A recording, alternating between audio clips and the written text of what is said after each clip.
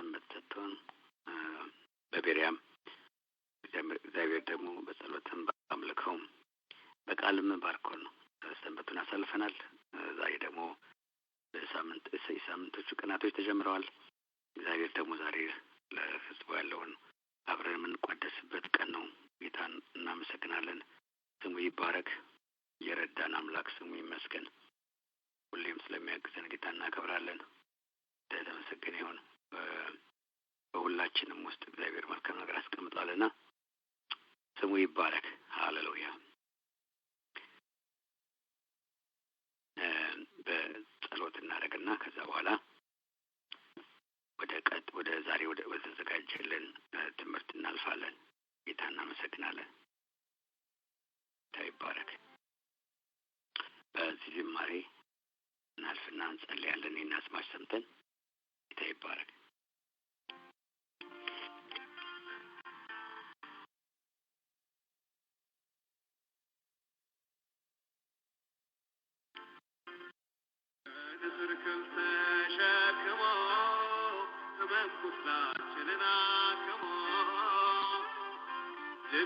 ሲጥለን ያነሳን ሰዎች ሲረሱን እባቡ ጊንጡ ሳይነድፈን ምድረ በዳውን ጌታ ሳለፈን ማዳኑ ጸጋው ብዙ ነው። እግዚአብሔርን እናመስግነው። አይለወጥም ከዙፋኑ ላይ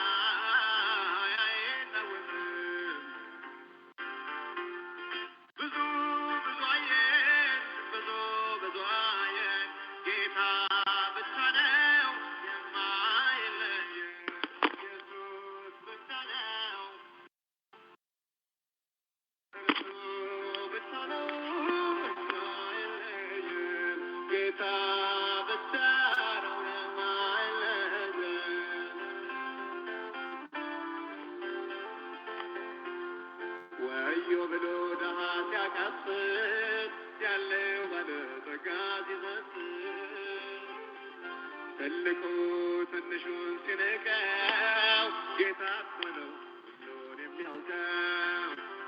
አዲስ ምዕራፍ ተከፍቶ ደሞ ምስኪኑ ተጎብኝቶ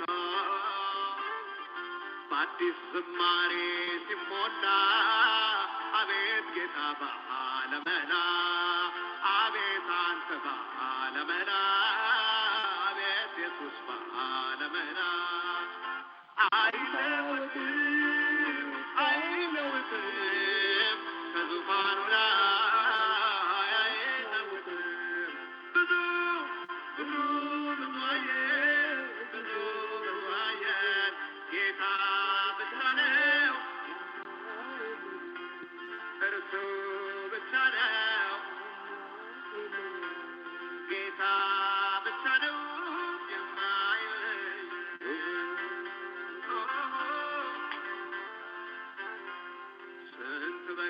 ክረምት አለፈ እንታደያ በማነገፈ ወንዞች የሞሉ ጎደሎ አቤት ሕይወት ሜዳ ገደሉ። ትውልድ ይመጣል ይሄዳል ሁሉም በጊዜው ይስተናገዳል። ብርሃን ሲበራ ሲጠፋ ጌታ ብቻ የእኛ ተስፋ አንተ ብቻ የእኛ ተስፋ ኢየሱስ ብቻ የእኛ ተስፋ አይለወጥም ከዙፋኑ ላይ አይለወጥም። ብዙ አየን ጌታ ብቻ ነው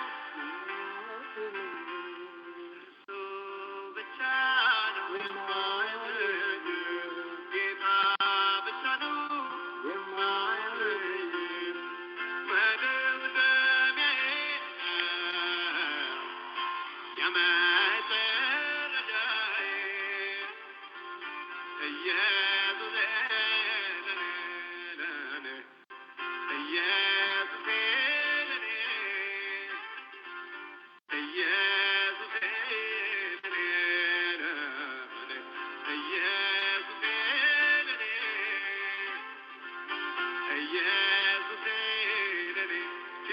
መጨረሻ በጓዳዬ ያለ አልማዜ ንብረቴ ለሰው የማሳይ ትምክቴ ኩራቴ እውነተኛ ወዳጅ ቀን የማይለውጥ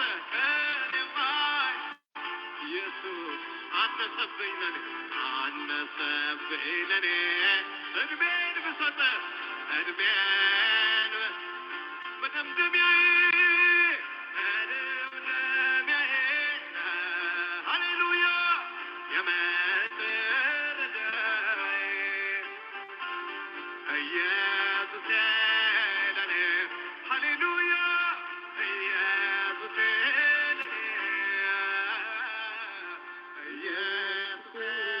ለኔ አይለወጥም ከዙፋኑ ላይ አይለወጥም ብዙ አየን ጌታ ብቻ ነው የማይለየን። አዎ ብዙ አይተናል። በጌታ ምን ያላየነው አለ? ስሙ ይባረክ። ሃሌሉያ። ብዙ አየሁ። በጌታ ብዙ አይተናል። ሰው እንኳን ብዙ ነገር በሕይወቱ ያይና ልጅ ሲወልድ ልጁን ብዙ አየሁ ይላል አይደል? ያየበትን ማስታወሻ ነው የመጣበትን የሄደበትን መንገድ ሊያስታውስ ሲፈልግ እንዲህ ይላል ሰው ልጅ። እግዚአብሔር ስሙ ይባረክ። የረዳንን አምላክ እናመሰግናለን። ወንድማችን እግዚአብሔር ይባርከው። ለባረከው ወነት ጌታ እናመሰግናለን። የረዳንን አምላክ እናከብራለን። በብዙ ጌታ ስም የተመሰገነ ይሁን። ሃሌሉያ። አምላካችን እጅግ ልዩ አምላክ ነው። ሃሌሉያ። በዘመናት የረዳን ያገዘን ጉልበት የሆነን አቅም የሆነን እሱ ነውና ይህን አምላክ ደግሞ እኛ እናመሰግነዋለን። ሃሌሉያ። ጌታ ይባረክ። ዛሬ በቤተሰብ ላይ ፎከስ እናደርጋለን እግዚአብሔር በረዳን መጠንና አንድ ዛሬ የማነብላችሁ ቃል በዚህ በጠንካራ ቤተሰብ ዙሪያ ከተጻፈ አንድ አርቲክል ወስጄ ነው የማነብላችሁ እና ይሄ ቃል ይሄ መጽሐፍ ከተጻፈ ትንሽ ቆየት ብሏል። በ2008 አካባቢ የተጻፈ ቃል ነው እና በዚህ ጠንካራ ቤተሰብ በሚል አርቲክሉን ያዘጋጀው ፓስተር በድሉ ነው። ከዚህ ሀሳብ ውስጥ ግን እኔ የምወስደው አንዱን ሀሳብ አይተን እንድንፎከስ አድርገን እንድናይ በተለይ ቤተሰብ ላይ ብዙ የእግዚአብሔር በሀገር ደረጃም በቤተ ክርስቲያንም ትልቁ ጉልበት ያለው ቤተሰብ ላይ ነው እና ጠንካራ ቤተሰብ ጠንካራ ቤተ ክርስቲያን አለው። አይታችሁ እንደሆነ እነዚህ ትላልቅ ቸርቾች እንደዚህ ጠንካራ ቸርች የሚባሉትን ሄዳችሁ ስትመለከቱ ወይ ፓስተሩ ወይ ደግሞ ወንጌላውያኖች በዛ የሚያገለግሉት ወይ የጸሎት ህብረቱ ብቻ አይደለም ቸርቹን ጠንካራ የሚያደርገው። ጠጋ ብላችሁ እስኪ ጠንካራ ቤተክርስቲያኖችን ያዋቸው። የፈረንጅ ቸርቾች ሊሆኑ ይችላሉ፣ የኢትዮጵያና የኤርትራውያን ቸርቾች ሊሆኑ ይችላሉ። ጠጋ ብላችሁ ሄዳችሁ ብታዩ መጨረሻ ላይ ድምዳሜያችሁ የሚያልቀው ምን ላይ እንደሆነ ታውቃላችሁ? ያ ቤተክርስቲያን ጠንካራ ቤተሰብ 2 3 4 ካለው በቂ ነው። ጠንካራ ቤተሰብ ያለው ቤተክርስቲያን ነው ጠንካራ ቸርች የሚባለው እንጂ ሰዎቹ ስለበዙ አይደለም፣ ወይ ደግሞ ላጤዎች ስለበዙ አይደለም፣ ወይ ደግሞ ልጆች ስለበዙ አይደለም፣ ሽማግሌዎችም ስለበዙ አይደለም፣ ወጣቶችም ስለበዙ አይደለም። ቤተክርስቲያኑ ጠንካራ የሚሆነው ሄዳችሁ ከጀርባው ስታጠኑ የምታገኙት ጠንካራ የሆኑ ቤተሰቦች፣ የቤተሰብ አቋም ያላቸው ቤታቸውም ስትሄዱ ያንን ፕሬዘንስ የምታዩባቸው ቤተሰቦች የነሱ ስብስብ ነው ቤተክርስቲያንን ጠንካራ የሚያደርገው እና ለቤተሰብ ትልቅ ስፍራና ቦታ አለው መጽሐፍ ቅዱስ። ያንን አንግል ዛሬ እንድናይ እፈልጋለሁ። ሁላችንም ፊታችንን ዞር አድርገን የሌላውን ቤተሰብ ሳይሆን የራሳችንን ቤተሰብ የምናይበትና የት ላይ ነን የምንለውን ነገር አብረን እንድንወያይ ነው። ከዚህ ውስጥ ብዙ እንማማራለን። የጎደለንን ከአንዳችን እንድንማማር አንዱ ከአንዱ እንዲቀዳ ነው ዓላማው እና እግዚአብሔር ይባረክ። አሁን ወደ ቤሪያም ስንመጣ ወደ እኛም ስንመጣ ቤሪያ እንዴት ነው ይሄን ያህል 10 ምናምን ዓመት እንዴት ነው 24 ሰዓት ራሪ ያደረገው ብላችሁ ቀረብ ስትሉ ውስጡ የምታዩት ጠንካራ መሪዎች ደግሞ ስላሉ ምን አይደለም። ከመሪዎች በላይ ምን አለ መሰላችሁ? ጠንካራ ቤተሰቦች አሉ ውስጡ። እነኛ ናቸው ራን የሚያደርጉት፣ እነኛ ናቸው ጉልበት የሚሆኑት። እና ሁልጊዜ እግዚአብሔር የሚጀምረው ከቤተሰብ ነው። ደግሞም ትእዛዙ ሁሉ የወጣው ለቤተሰብ ነው። ለግሩፕ አልወጣም። ሕግ እንኳን ሲወጣ ለግሩፕ አልወጣም። ይሄን በነቢዩ ውስጥ ታዩታላችሁ። ለምሳሌ 10 ትእዛዛት ሲወጣ እንዲህ እንዳታረጉ፣ አንተ እንዲህ እንዳታረግ የሚል ቃል የለውም። ጠጋ ብላችሁት ቃሉ የሕጉ ቃል እንኳን የወጣው ለቤተሰብ ነው፣ ለግለሰብ ነው፣ ለአንተ ነው። አትስረቅ ነው እንጂ አትስረቁ አይልም። አታመንዝሩ አይልም። አታመንዝር ነው የሚለው። የወንድምህን ንብረት አትመኝ ነው የሚለው እንጂ አትመኙ አይልም። እግዚአብሔር ቃል እንኳን ያነጣጠረው ቤተሰብ ላይ ነው፣ ግለሰብ ላይ ነው። እኛ ሁልጊዜ ግን አሻገርን ወደ ላይ ወደ ውጭ ነው የምናየውና እግዚአብሔር ወደ ውስጥ ያለ እኛ ወደ ውጭ እናያለን። እዛ ጋር ነው የተላለፍ ነው አይመስላችሁም? ስለዚህ ዛሬ ቤተሰብ የሚለው ነገር እናያለን። የሚቀርላችሁን ነገር ደግሞ መጨረሻ ላይ ሀሳብ መስጠት ትችላላችሁ። በዚህ ተማምነን ጸልየን እንጀምራለን። ጌታ የተመሰገነ ይሁን። ጌታ ሆይ እናከብርሃለን። ትልቅና ኃያል የበረታ ስለሆንክ፣ ታላቅ አምላክ ስለሆንክ፣ ደግሞም ጌታ እግዚአብሔር አምላካችን ነው ለእኛ ሁልጊዜ ጌታ ሆይ መልካም ነገር ስላለህ እናመሰግናለን። በጌታ በኢየሱስ ስም ይባረክ። ኃይላችን፣ ብርታታችን፣ ጌታ እግዚአብሔር ጉልበታችን አንተ ነህ። ጌታ እግዚአብሔር አምላክና አባቴ በናዝሬቱ በኢየሱስ ክርስቶስ ስም በዚህ ማለዳ እርዳን። አምላካችን ሆይ ከእውቀት ደግሞ ጌታ እግዚአብሔር አምላክና አባቴ ከአንተ ከመንፈስ እንግዳ የጎደለንን ከአንተ ጌታ እግዚአብሔር አምላክ እናገኝ።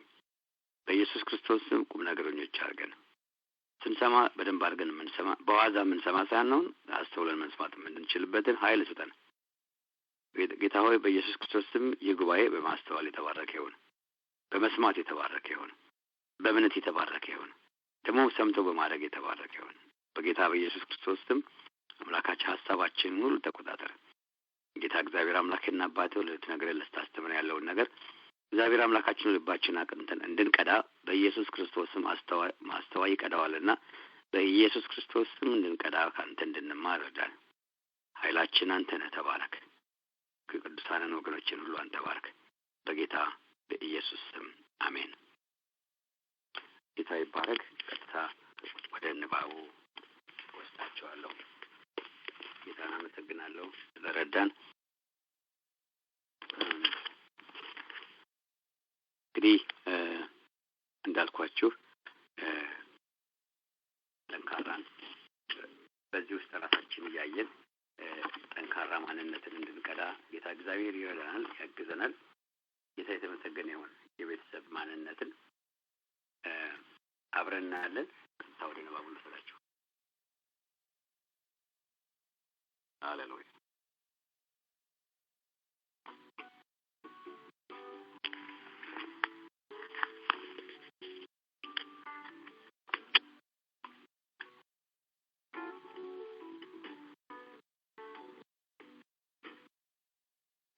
ቤተሰብ የቤተ ክርስቲያን መሰረት እንደመሆኑ ቤተሰብ በእግዚአብሔር እውነት መሰረት ካልተመሰረተ ወላጆችና ልጆች በዚህ እውነት ውስጥ በመኖር በቃሉና በመንፈሱ ሙላት እየታገዙ ካልተጋፈጡት የዘመኑ ተግዳሮት ለመቋቋም እጅጉን ያስቸግራል። ሁላችንም እንደምናውቀው ቂሮስ የፋርስ አጼ መንግስት የመሰረተ ንጉስ ነው። መጽሐፍን ስናነብ ስለ ቂሮስ ብዙዎቻችን እናውቃለን። ይህ ንጉስ ብዙ ታሪኮች አሉት። ይህ ንጉስ አንድ ጊዜ ጦርነት ለመዋጋት ወጥቶ የሚዋጋውን ንጉስ የዛን የተጋጠመውን ንጉስ አገር ንጉስ ከነሰራዊቱና ከነቤተሰቡ ሁሉንም ማረካቸው። ቂሮስ የተባለው ንጉስ። እናም ቂሮስ በዙፋኑ ላይ ተቀምጦ አንድ ቀን የተማረከውን ንጉስ አስመጣውና በፊቱ አንበረከከና እንዲህ ብሎ አዘዘው። ንጉስ የማረከውን ንጉስ ወደ ዙፋኑ ጠርተው። ንጉስ ቂሮስ ጮክ ብሎ እንዲህ አለው፣ በነጻ ብለቅህ ምን ትሰጠኛለህ ሲል የተማረከውን ንጉስ ጠየቀው። ንጉስም ምን አሉኝ ንጉስ ሆይ አለ መለቀቅን ዝና ሲሰማ። ካለኝ ሀብቴ ሁሉ በአገሬና በመንግስቴ የኔ ከሆነ ነገር በሙሉ እኩሌታውን እሰጥዎታለሁ ንጉስ አለ ደንግጦ።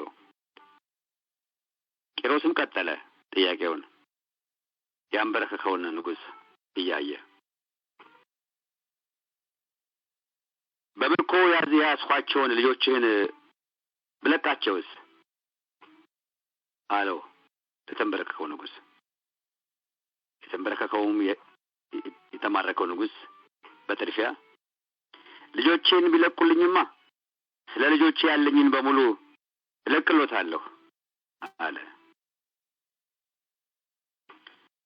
ንጉስ ቂሮስ አሁንም አልለቀቀውም። የማረከውን ንጉስ እያየ እንደገናም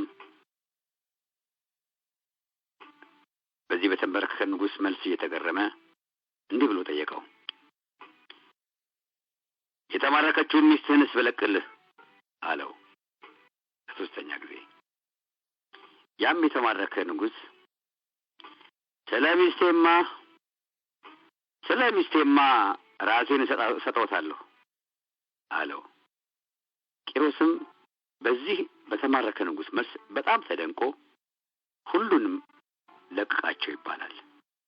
ይህ እውነተኛ ታሪክ ነው።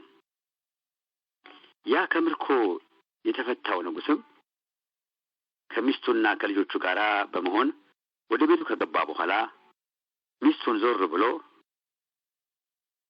እንዴት ነው በዙፋኑ ላይ ተቀምጦ የነበረው ንጉስ መልከ መልካም ሰው አልነበረም ሲል ጠየቃት። በሌላ አነጋገር አንቺን አስቀርቶ ቢሆን የሚሻል አልነበረም ወይ? ምንስ እንደው ምን ይመስልሻል ማለቱ ነበረ። ሚስቱ ግን እንዲህ ብላ መለሰች፣ ይገርምሃል፣ እኔ ስመለከት የነበረው ስለኔ ራሱን አሳልፎ ሊሰጥ የፈቀደውን ሰው ብቻ እንጂ ንጉሱን ልብ ብዬ አላየሁትም ስትል መለሰችለት። ይሄ እንዴት ያለ የቤተሰብ መያያዝ፣ እንዴትስ ያለ ጠንካራ ቤተሰብ ነው! ንጉሱም በዚህ ጥበበኛ መልስ ቤተሰቡና ልጆቹን አስተርፎለት ከምርኮ ሲለቀው ሚስት ንጉሱን እንኳን የማየት እድል ሳይኖራት ነገር ግን ስለ ራሷ አሳልፎ ራሱን የሰጠውን ንጉስ ባሏን ብቻ በማየት ጊዜዋ እንዳንታቃጠለችና ጊዜዋ እንዳሳለፈች ስትናገር የሁለቱ ጥምረትና አንድ አይነት ነገር ነበር። በሁለቱ ላይ የሁለቱም የህይወታቸው ውሳኔና ጥምረታቸው የሚደንቅ ነበረ። ይህን በዚህ ውስጥ እናያለን። እስኪ ጽሑፉን እናነበው።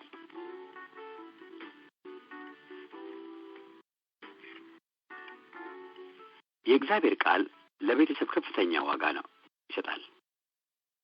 በዘፍጥረት መጽሐፍ የመጀመሪያዎቹ ምዕራፍ ላይ የምንመለከተው እግዚአብሔር የደነገገው የመጀመሪያ አቋም ጋብቻን፣ ትዳርን፣ ቤተሰብን ነው።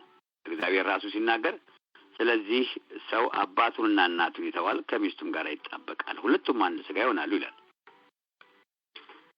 የመጽሐፍ ቅዱስ ገጾች እየገለጣችሁ በሄዳችሁ ቁጥር እግዚአብሔር ሁልጊዜ አጀንዳው የሚገለጠውና የሚሰራው በቤተሰብ ውስጥ መሆኑን ስንመለከት በጣም ነው የምንደነቀው። እግዚአብሔር የልቡ ሐሳብ ራእዩና ላቅ ያለ ዘላለማዊ ዕቅዱ ሁሉ ያነጣጠረው በቤተሰብ ዙሪያ ነው። እመኑኝ። እግዚአብሔር ወደ አብርሃም ጠጋ ብሎ ከአገርህና ከዘመዶች ከአባትህ ቤት ተለይተህ እኔ ወደማሳይህ ምድር ውጣ ሲለው አብርሃም እንደሰማው የእግዚአብሔር ድምፅ በመታዘዝ ራሱንና ቤተሰቡን ይዞ ወጣ። ሎጥም ከአብርሃም ከቤተሰብ ጋር ኢዮብን ከልጆቹ ጋር ኑኃሚንን ከምራቶቿ ጋር ወዘተ በሙሉ ስንመለከታቸው የቤተሰብ ታሪክ ነው። እግዚአብሔር በዘመናት መካከል አጀንዳውን ለመፈጸም ሲነሳ እጁ ጣልቃ እየገባች የተጠቀመባቸው ቤተሰቦችን ነው። ይገርማል። የእስራኤልን ጠላት ጎልያድን እንኳን ለመጣል ጌታ የተጠቀመው የእሴይን ልጅ ትንሹን ቤተሰብ ዳዊትን ነው። የእግዚአብሔር ዓይኖች ቤተሰብ ላይ ናቸው። እግዚአብሔር እስራኤልን እንደ ሕዝብ ከግብጽ አውጥቶ 10 ትእዛዛትን ውስጥ ቤተሰብህን ለማጠናከር ለመጠበቅና ለመከለል የተቀረጸውን ምስል ካንተ አታርግ፣ አትስገድላቸውም፣ አታመልካቸውም፣ የእግዚአብሔርን የአምላክህን ስም በከንቱ አትጥራ፣ የሰንበትን ቀን ተቀድሰው ዘንድ አስብ እያለ የሚዘረዝረው ትእዛዙን በሙሉ ስንመለከት ጽኑ ናቸው።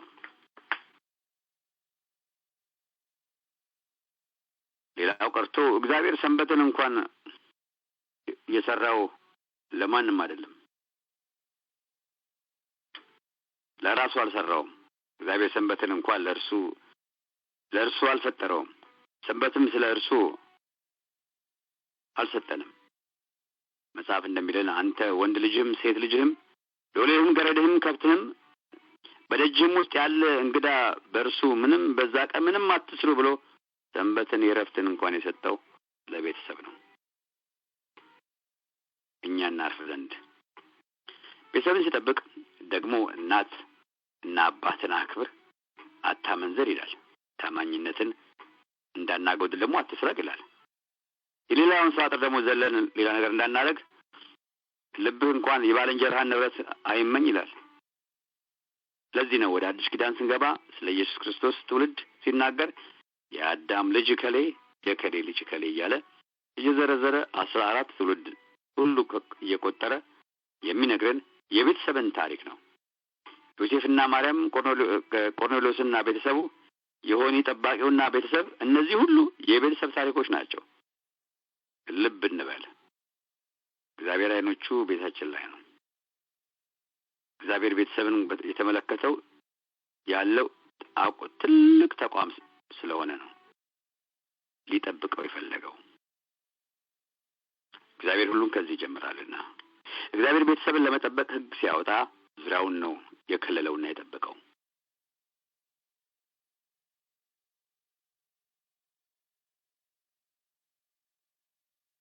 ወንድና ሴት ሲጋቡ እንኳን አንዱ ወንድ ሄዶ አንዷን ሴትን እንዲጠይቅና እንዲያዝ በዘሌዋውያን ምዕራፍ 18 ቁጥር 6 ላይ ወደ አባት ሚስት አትግባ፣ የአባትን ሚስት ልጅ ሴት ልጅ አትውሰድ፣ የሚስትን ሴት ልጅም አትውሰድ፣ የሚስትን እህት እያለ እየዘረዘረ በስጋ ዘመዶቻቸው መካከል ሊሆን የሚገባውን ነገር አብጠርጥሮ በማሳየት ማግባት የምንችሉትን እንዲህ አይነቱን ነው ብሎ ዝርዝር መመሪያን ነው የሰጠው ለቤተሰብ። እግዚአብሔር ለምን እንዲህ አለ ብለን ብንጠይቅ በእግዚአብሔር ሐሳብና ፈቃድ ላይ የተመሰረተ ጤናማና ጠንካራ ቤተሰብ እግዚአብሔር ዛሬም ይፈልጋል።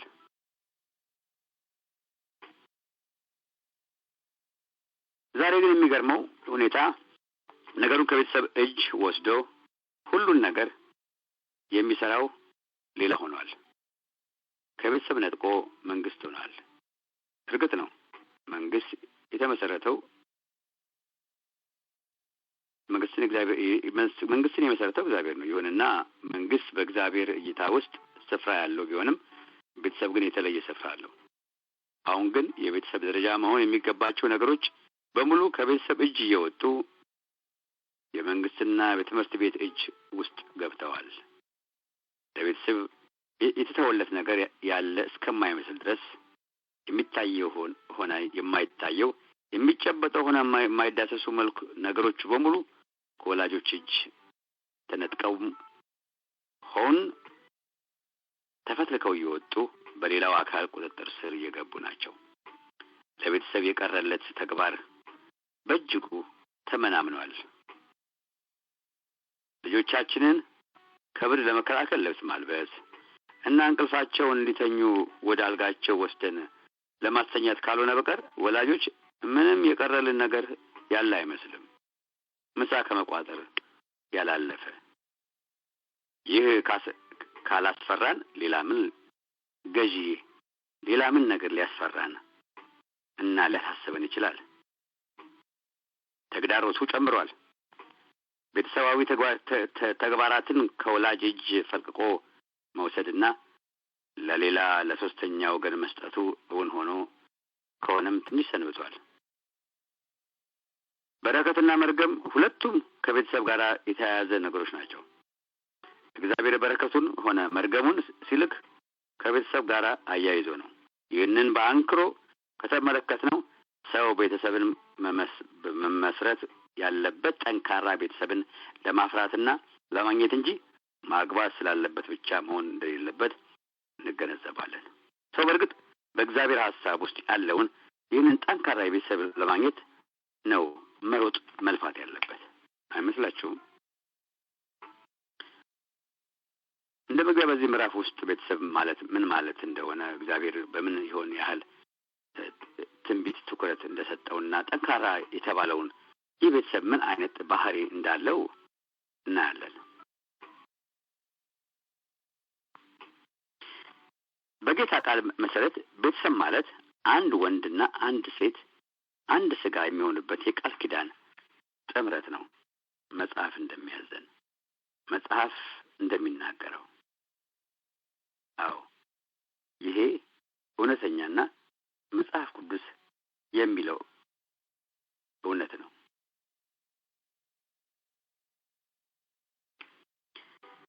አንድ ስጋ የሚሆኑበት ይህ ጥምረትም ዓላማዎቹ ያሉት ሲሆን ከዓላማዎቹም አንዱ አንዳቸው ለሌላው እርስ በርስ እየተረዳዱ ስሜታቸውንና ፍቅራቸውን እየተለዋወጡ በልጆች ፍሬ የሚባረኩበት ተቋም ነው ቤተሰብ። ቤተሰብ የተባለው ተቋም በፈረንጆቹ ዘንድ ሁሉን ያጠቃልላል። የቤት እንስሳዎች እንኳን ቤተሰብ ብለው ይጠሯቸዋል። በእኛ በኢትዮጵያና በኤርትራውያን ግን በእኛ በአበሾቹ ግን ከቤተሰቡ ጋር አብሮ የሚኖረው የቅርብም ሆነ የሩቅ ዘመድ የሚያጠቃልል ነው። ቤተሰብ ስንል አብሮ የመኖር ባህል ስላለን። ጥንት በእነ አብርሃም ዘመን ግን የቤታቸው ውስጥ ያሉትን ሎሌ፣ ገረድ ወይም ደግሞ ምጻተኛው እንግዳም ይጨምራል ቤተሰብ የሚለው። በአንድ ጣሪያ ስር በባልየው መሪነት ስር የሚተዳደሩ ሁሉ ማለት ነው። የተቋም በእግዚአብሔር ዘንድ በጣም ትልቅ ስፍራ ነው። አስቀድሞ እግዚአብሔር የመሰረተውና ከምንም ነገር በፊት በሕጉ እግዚአብሔር ከለላ ያደረገለት ተቋም ነው። የሰው ልጅ በዚህ ዓለም በስጋ እስካለ ድረስ ሁልጊዜ ከዚህ ተቋም ጋር የተሳሰረ ነው። በልጅነት እድሜያችን እያለን ሁልጊዜ በቤተሰብ ስር ነን። ስናድግ ደግሞ የራሳችንን ቤተሰብ እንመሰርታለን። ልክ እንደኛ ሁሉ የምንወልዳቸው ልጆችም አድገው በአካል መጠን ሲደርሱ የራሳቸውን ቤተሰብ ይመሰርታሉ። እግዚአብሔር በቤተሰብ ጉዳይ ለምን ጥብቅ ሆነ? ለምን ሲሪየስ ሆነ? እግዚአብሔር በቤተሰብ ጉዳይ ይህን ያህል አጽንኦት የሰጠበት ምክንያት ምንድን ነው? ይህ መልስ ሊያገኝ የሚገባው ጥያቄ ይመስለኛል። አንደኛው ቤተሰብ ባልና ሚስት በአንድነትና በልዩነት ሲኖሩ የእግዚአብሔርን መልክ የሚገልጹበት ጥምረት በመሆኑ ነው። የፍጥረት መጽሐፍ ምዕራፍ 1 ቁጥር 27 ላይ እግዚአብሔር ሰውን በመልኩና ፈጠረ፣ በእግዚአብሔር መልክ ፈጠራቸው ይላልና ወንድና ሴት አድርጎ ፈጠራቸው ይላል። ለመሆኑ የእግዚአብሔር መልክና አምሳል ምን ይመስላል ሲባል ወንዱን ብቻ አይተን ብንናገር ገሚስ እውነት ነው የሚሆነው። ሴትንም ብቻ አይተን ይህንን ይመስላል ብንል እንደዚያም ገሚስ እውነት ነው የሚሆነው። ሙሉ እውነቱ የሚሆነው የእግዚአብሔርን መልክ የምናይበትና ሙሉውን እግዚአብሔርን ባህሪ የምንመለከትበት መንገድ ግን ወንድና ሴት አድርጎ ይፈጠራችሁ ብሎ ስለ ሁለቱ ልዩነት ማጤን ስንችል ነው። አንዳንድ ነገሮች ወንዶችን፣ አንዳንዱ ደግሞ እህቶችን ይመለከታል።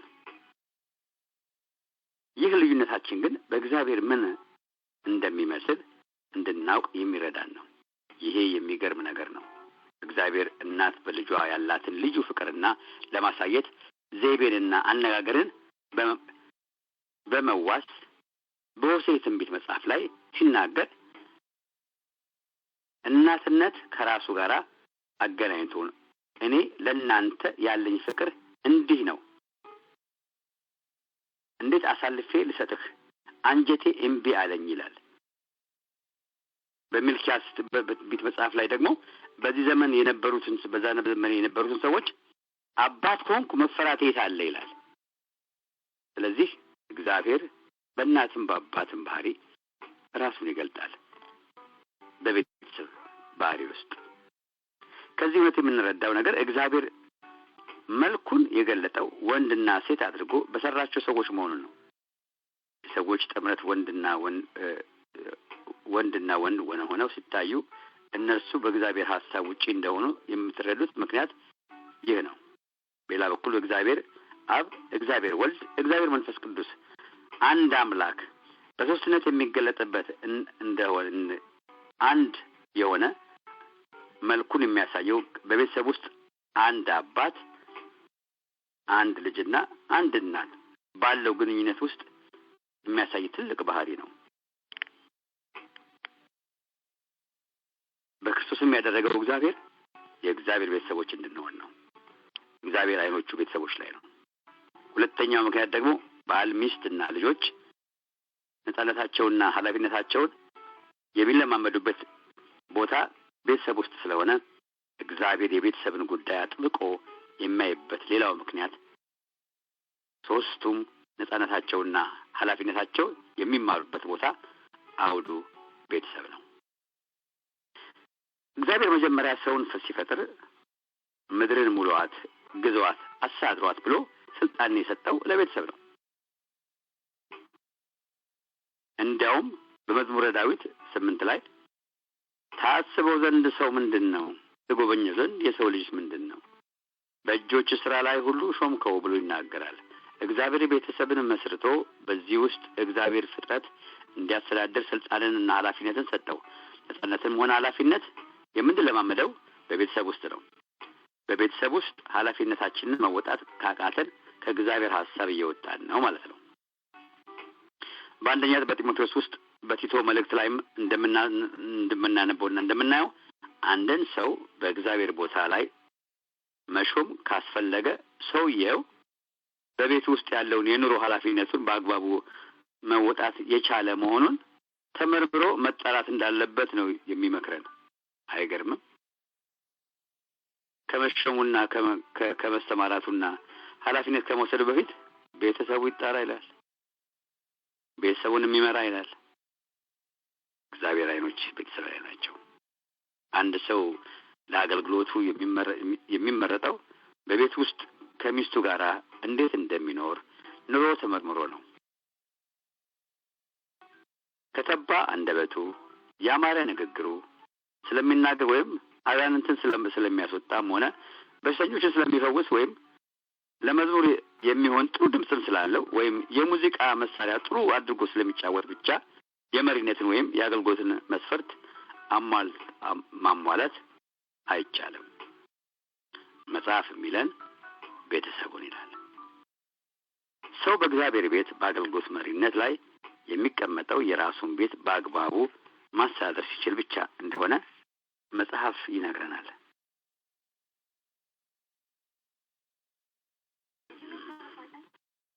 ስለዚህ እኛም በቤት ውስጥ ያለውን የኑሮ ኃላፊነት በአግባቡ መውጣት የቻለ መሆኑን ተመርምሮ መጣራት እንዳለበት ነው የሚመክረን።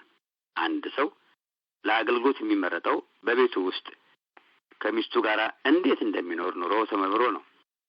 ሰው በእግዚአብሔር ቤት አገልግሎት መሪነት ላይ የሚቀመጠው የራሱን ቤት በአግባቡ ማስተዳደር ከቻለ ነው።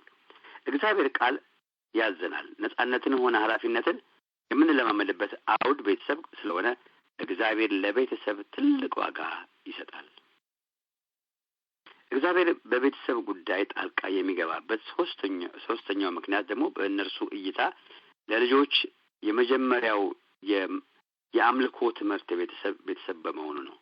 እግዚአብሔር ቤተሰብን ትልቅ ስፍራ የሚሰጥበት አንዱ ምክንያት ልጆች የሚሰሩበት፣ የሚቀረጹበት፣ የሚታነጹበት ትምህርት ቤታቸውንም ሆነ ቤተክርስቲያንን ቤታቸውንም ኑሯቸውንም ስለሆነ ዋናው የሚሰሩበትና የሚቀረጹበት ቤተሰብ ስለሆነ ነው።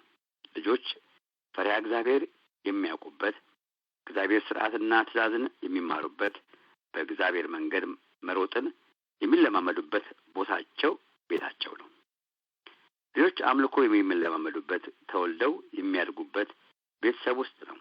ልጆች ሌላው ቀርቶ የሂሳብን ቋንቋ እና ሌሎችንም የትምህርትና የእውቀትን አይነቶችን መገብየት የሚጀምሩት በቤተሰቦቻቸው መካከል ነው። መጽሐፍት ማንበብን የሚወርሱት ከቤተሰቦቻቸው ነው። ከቤተሰብ ውጪ የልጆች አስተማሪና የሃይማኖት መሪ ሊሆን የሚችል ማን ነው?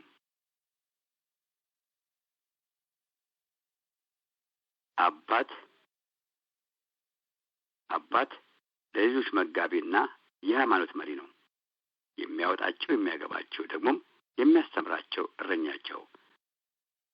ህብረትን፣ መያያዝን፣ ፍቅርን፣ ተስፋንና እምነትን ወዘተ የሚማሩበት የተሻለ ስፍራ ከቤተሰብ ውጪ ወዴት አለ?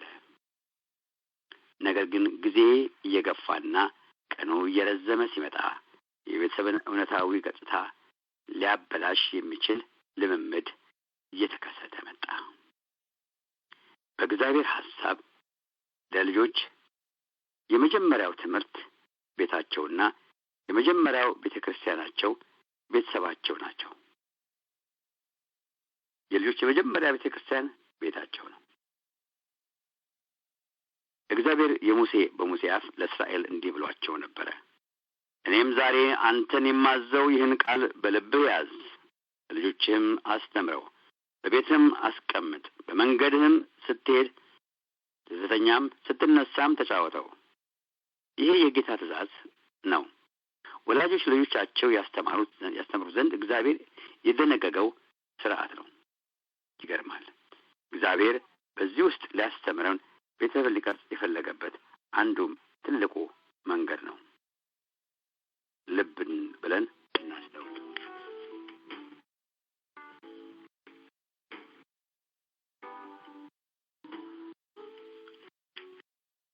ወላጆች ልጆቻቸውን ያስተምሩ ዘንድ እግዚአብሔር የደነገገው ስርዓት ስለሆነ ስለዚህ ነው ኢያሱ እናንተ የምታመልኩትን ዛሬ ምረጡ፣ እኔና ቤቴ ግን እግዚአብሔርን እናመልካለን አለ ኢያሱ 24 ላይ። እንደዚህ ሲል ብርቱ ጥያቄ ጠየቃቸውና ወዲያውኑ የራሱን ግልጽ አቋም አስታወቃቸው። እንዲህ በማለት እኔና ቤቴ ግን እግዚአብሔርን እናመልካለን በማለት። ኢያሱ ሁሉን የጀመረው ከራሱ ቤተሰብ ነው።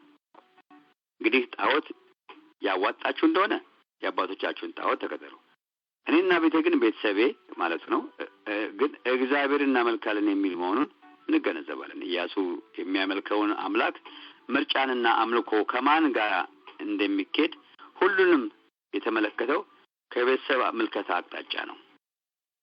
እግዚአብሔር ቤተሰብን ጉዳይ በጣም አጽንኦት የሰጠበት አራተኛው ምክንያት ደግሞ ቤተሰብ ወጪው ትውልድ የሚተካበትና ዘር የሚገኝበት ስለሆነ ይህ ነገር ቀላል ይሆናል። ይሁን ግን በጣም መሰረታዊ ነገር ነው።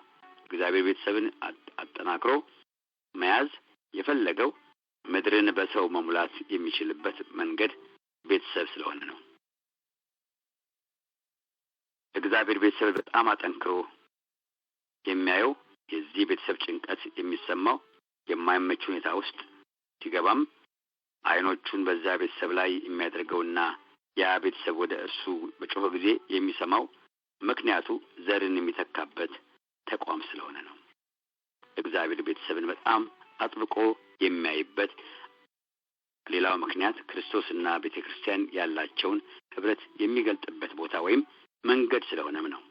ሐዋርያ ጳውሎስ ስለ ባልና ሚስት ከተናገረ በኋላ እነርሱ አንድ በመሆናቸው እና በመዋሃዳቸው ነገር ማለትም ባል ለሚስት ሚስትም ለባል ያላት ነገር ልዩ ምስጢር፣ ይህ ምስጢር ደግሞ በክርስቶስና በቤተ ክርስቲያን ነገር ነው ብሎ ይህንን ሐሳብ የቤተሰብን ሐሳብ ወደ ክርስቶስ ያመጣዋል። ለካስ እግዚአብሔር በዘመን መጨረሻ የሚገልጸው በወንጌል ሊያሳየን ሊሰራ የፈለገውንም ትልቅ ነገር ገልጾ የሚያሳይበት በባልና ሚስት ግንኙነት ውስጥ እንዲሁም በቤተሰብ ነው። ክርስቶስ ራሱን እንደመስጠት ድረስ ቤተ ክርስቲያንን የወደዳት በደሙ በቃሉና በመንፈሱ የቀደሳት ለደስታው ቀን ለሰርጉ የሚያዘጋጃት ይህ ምስጢር የተገለጸው በቤተሰብ መሆኑን ቅዱስ ቃሉ ይናገራል። እግዚአብሔር በቤተሰብ ጉዳይ ትኩረት ከፍተኛ ነው። የምሩን ነው። እናንተ አሁን በእጃችሁ ያለውን ትዳር የያዛችሁት ወይም ደግሞ ገና በአባትና እናት ስር ሆናችሁ ያላችሁ አሊያም ደግሞ ስለ ቤተሰብ ስለ ትዳር ማሰብ መጸለይ የጀመራችሁ ቢሆን ስለ ቤተሰብ ያለንን አመለካከት ፈጽሞ እንደ እግዚአብሔር ቃል አተልቀን ልናየው የሚገባ ጉዳይ ነው። እኛ ስለ ቤተሰብ ያለን አመለካከት ፈጣሪው እንዳከበደው አይነት ሌብል ሊሆን ይገባል። የቤተሰብ ሕይወት በዘመናችን እንደሚታየው አቅልለን በማየት በቀላል መንገድ እንዳንመለከተው ይህ ቃል ግድ ይለናል፣ እንድናስተውል ያደርጋል።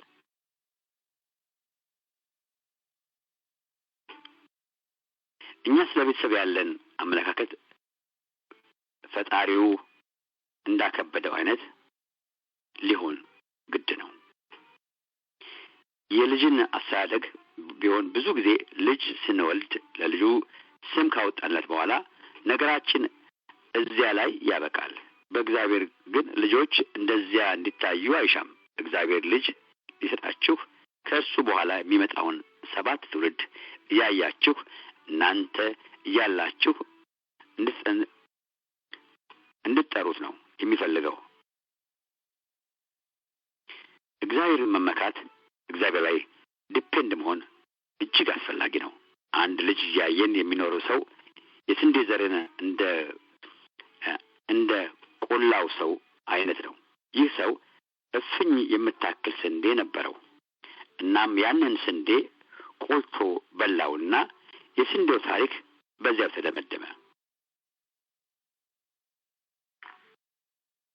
ስንዴው ዘር አድርጎ ዘርግቶ ዘርቶት ቢሆን ኖሮ ከአንድ ይልቅ 100 እጥፍ ከ100 እጥፍ ይልቅ ደግሞ 1000 እጥፍ ይሆንለት ነበር። ልጅም ሆነ ቤተሰብ እንደዚሁ የሚበዛ የሚጨምርና በዝቶ ወደ ብዙ ትውልድነት የሚሻገር ነው። እግዚአብሔር ዘርን የሚሰጥበት ስፍራን ትውልድን የሚተካበት ቦታ ይህንን አሳልፎ በሌላ የሚሞላበት ቦታ ስለሆነ ነው። በመጽሐፍ ቅዱስ ውስጥ እንደምናስተውለው ለጥሩም ሆነ ለመጥፎ የጠንካራም ሆነ ለደካማ ቤተሰብ በምሳሌነት የሚጠቀሱ ብዙ ቤተሰቦች አሉ። ለመጥፎ ተግባራቸው የምትታወቀውና የአንድ የቤተሰብ መሪ የነበረችው ኤልዛቤል ነበረች።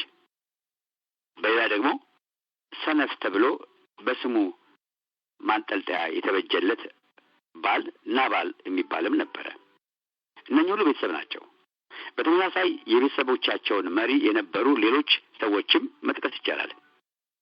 ገና የተነሳንበት ዋናው ርዕስ ጠንካራ ቤተሰብ ስለሆነ በዚህ ላይ ብቻ ማተኮር ያስፈልገናል። ጠንካራ ቤተሰብ ማለት ምን ማለት ነው? ጠንካራ ቤተሰብ የሚባለው ምን አይነት ቤተሰብ ነው? በዚህ ይህን ማየት ግድ ይለናል። ጠንካራ ቤተሰብ ማለት ስንል ምን ማለት እንደሆነ ግንዛቤ መውሰድ አለብን። ባልና ሚስት ዘወትር ውዴ፣ የኔ ፍቅር የሚባባሉበት፣ ልጆችና ወላጆች ሳይቸገሩ የሚውሉ የሚያድሩበት፣ ፈተና የማያውቀው ቤተሰብ ብቻ ይሆን? ጠንካራ ቤተሰብ ማለት እንዲህ ያለ ነገር ግን የለም። ማናቸውም የቤተሰብ ፈተና ውስጥ ያልፋል፣ በጠንካራ ነገር ውስጥ ያልፋል። በደስታ እንደሚያልፍ ሁሉ ማናቸውም ቤተሰቦች ችግርን ይጋፈጣል። ጠንካራ ቤተሰብ ስንል ምንም ችግር የሌለበት ቤተሰብ ማለታችን አይደለም።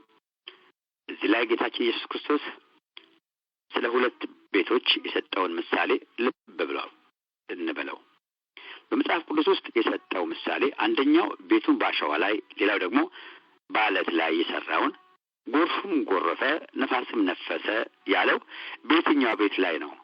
በአንዱ ወይንስ በሁለቱም ላይ ነው? አዎን በሁለቱም ላይ ነበረ። ጎርፉም ዝናቡም ፈተናው በሁሉም ላይ አለ። ነፋሱ ችግሩ ሁላችንም ጋር አለ። ነገር ግን ጠንካራው ቤት ነፋሱ ቢነፍስም ጎርፉ ቢመታውም አልተበገረም። ጠንካራ ቤተሰብ ማለት እንዲህ አይነት ቤተሰብ ነው። ጎርፍ የማይገፋው፣ ነፋስ የማይመታው።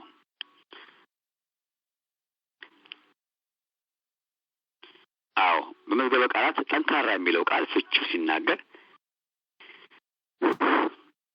በውስጡ ኢሞሽናል ሀሳብ አለው። በውስጡ ስሜቱ ጤናማን እንደሆነ የሚሄድ የሚበረታ ዓላማውና ለመፈጸም የሚችል ማለት ነው ትርጉሙ ጠንካራ ማለት። ለምሳሌ ያህል ስለ ስራችሁ ስትናገሩ እኔ በዚህ ጉዳይ ጠንካራ ነኝ ስትሉ ምን ማለታችሁ ነው? ይህንን ነገር ውጤታማ ማድረግ እችላለሁ፣ ማከናወን እችላለሁ፣ በሌላ ነገር አልሸነፍም ማለታችሁ ነው። ማድረግ መቀጠልም የምችል ነኝ ማለታችሁ ነው። ይሄ ትክክል አባባል ቢሆንም የእግዚአብሔር ቃል ግን በዚህ ላይ የሚጨምረው ነገር አለው። ምንድን ነው ካላችሁ፣ እግዚአብሔር በዚህ ላይ የሚጨምረው ነገር ለምሳሌ እግዚአብሔር ቃል ኃይላችን ወይም ጥንካሬ ውጫዊ ከሆነ ነገር ጋር አያይዘውም። ጥንካሬ ከውስጥ ነው የሚገኘው። ጥንካሬ የውጭ ብቻ ሳይሆን የውስጥ ሰውነትም ጉዳይ ነው። በውስጥ የሚታይ ነው። ይህንን ልብ እንል ይገባል። አንድን ቤተሰብ ጠንካራ ቤተሰብ የሚያሰኘው ያ ቤተሰብ ያለው የሀብት ብዛት፣ የሚኖርበት ቤት ትልቅነት፣ የልጆቹ ቁጥር ብዛትም አይደለም። ጠንካራ ቤተሰብ 4 ዋና ዋና ባህሪያት አሉት። እያንዳንዱ ሊኖረው የሚገባውን የብርቱ መሻትና ጸሎት፣ በበረታ ትጋት ልንፈልገው የሚገባን መጋደልም ካስፈለገን በመንፈሳዊ ውጊያ ልንጋደልበት የሚገባን እነዚህ 4ቱ ባህሪያትን አሟልቶ የያዘ ቤተሰብ እንዲኖረን ነው። እነዚህ 4ቱ ባህሪያት የመጀመሪያው እግዚአብሔር መካከለኛ የሆነበትና የሚመለክበት ቤት ነው። ሁለተኛው ደግሞ ዓላማ ወይም ራዕይ ያለው ቤተሰብ ነው። ሶስተኛው እያንዳንዱ ቤተሰብ አባል ድርሻ በግልጽ የተቀመጠበት ቤት ማለት ነው። አራተኛውና የመጨረሻው አንድነት የሚታይበት ቤተሰብ ናቸው። እነዚህ ባህሪያት በዝርዝርና በስፋት ከመመልከታችን በፊት ስለ እያንዳንዱ አጠር ያለ መግለጫ ማየት ይኖርብናል። እግዚአብሔር መካከለኛ የሆነበትና የሚመለክበት ቤት፣ እግዚአብሔር መካከለኛ የሆነበት ቤተሰብ የመጀመሪያው ወደ መኖር ያመጣውና ህብረቱን በሰው ልጆች መካከል የመሰረተው እግዚአብሔር እንደሆነ በቃሉ እንረዳለን። ስለሆነም ቤተሰባዊ ህይወት አምልኮተ እግዚአብሔር ተነጥሎ ሊታይ አይችልም። ኢያሱ 24 ላይ እንደተናገረው የሚነግረን ኢያሱ የእስራኤል ልጆች ጉባኤ ጠርቶ እኔና ቤቴ ግን እግዚአብሔር እናመልካለን ማለቱ ይህንን ያመለክታል።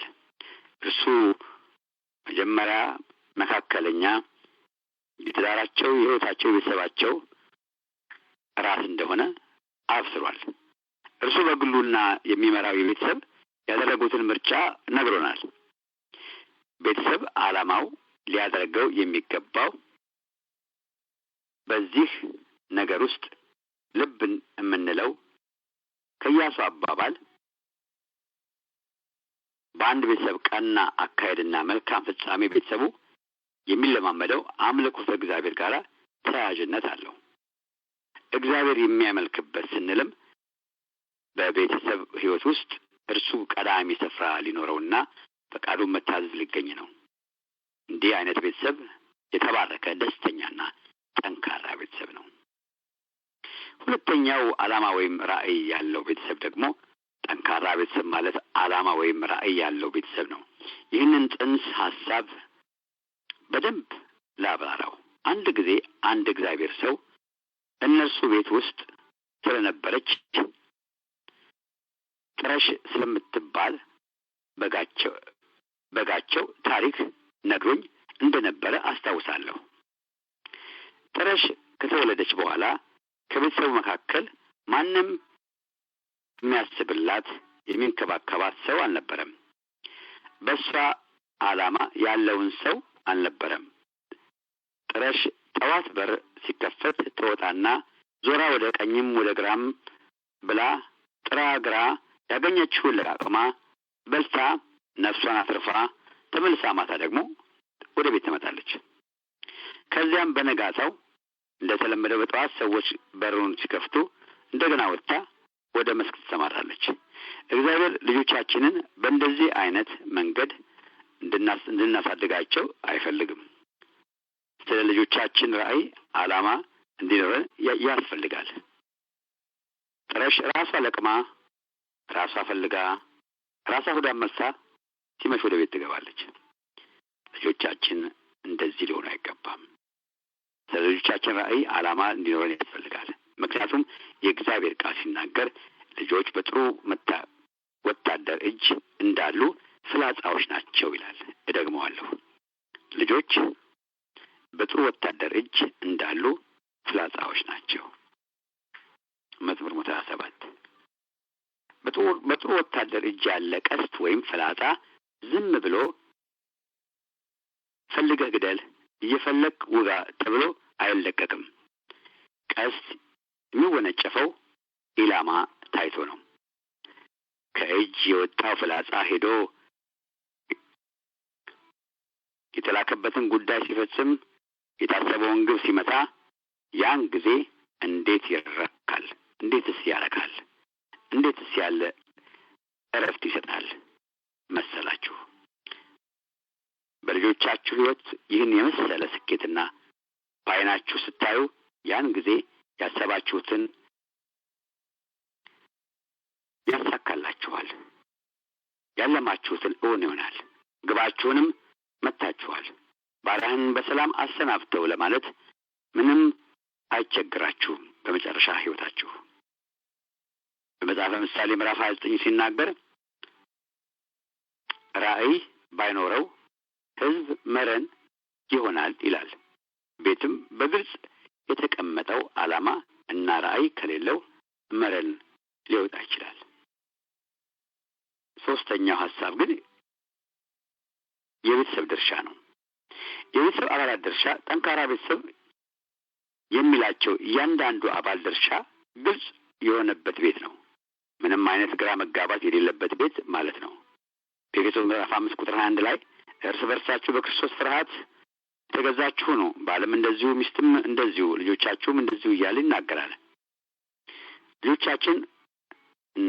ልጆቻችሁን እናትና አባትን አክብር የሚለው ቃል እንዴት ነው የሚገባቸው ብላችሁ ቀላል ጥያቄ ብትጠይቋቸው ይህ ግልጽ መሆን አለበት። ቤት በሰላም እንዲሆን ልጆች በአባታቸው ላይ፣ ባል በሚስቱ ላይ፣ ሚስት በባሏ ላይ እንደዚህ አይነት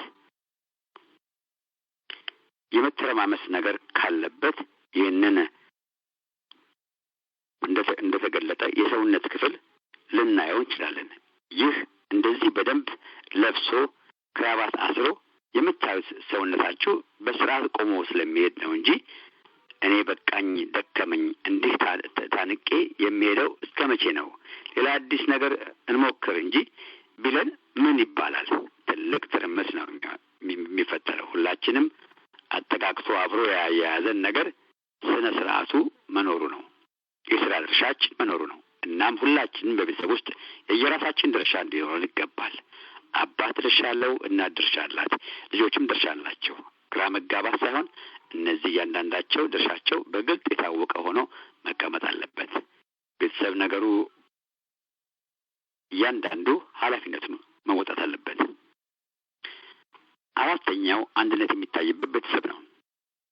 ሚልክያስ 2 ላይ እናንተም ይህ ለምን ሆነ ብላችሁ ጠይቃላችሁ።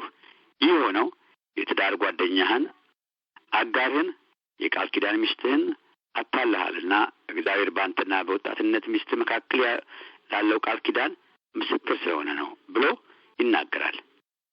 ባላችሁበት አካባቢ የተገነቡትን ቆመውም የሚታዩአችሁን ህንጻዎች እንደዚያ ያሉት እርስ በርሳቸው ተያይዘው እንዲቆሙ ሆነው የተገነቡት ነገር ስላላቸው ነው። ቤት ሆኖ የተያያዘው ያንዳንዱ ማገርና ቋሚ የተያያዘበት ነገር ስላለው ነው። ቤተሰብም ልክ እንደዚሁ የሚያያዝ ነገር መኖር አለበት። ተግባብቶ ሊሆን ይችላል። አንዱ ሌላውን ማገልገል ይሆናል። የእግዚአብሔር ቃል እርስ በርሱ የተለያየ መንግስት እንደማይቆም ይናገራል። ጠንካራ ቤተሰብ የሚገኘው እርስ በርስ ሲያያዝ ብቻ ነው። እንግዲህ በዚህ አጠር ያለ ማብራሪያ ማጠቃለያ ያህል እግዚአብሔር መካከለኛ የሆነበት የሚመለክበት ቤት፣ ሁለተኛ ራእይ ያለውን ቤተሰብ፣ ሶስተኛ ደግሞ ያንዳንዱ ቤተሰብ አባል ድርሻ ግልጽ ሆኖ የሚታይበት፣ አራተኛ እርስ በርስ ተያይዞ አንድነት ያለው ቤተሰብ ማለት ነው።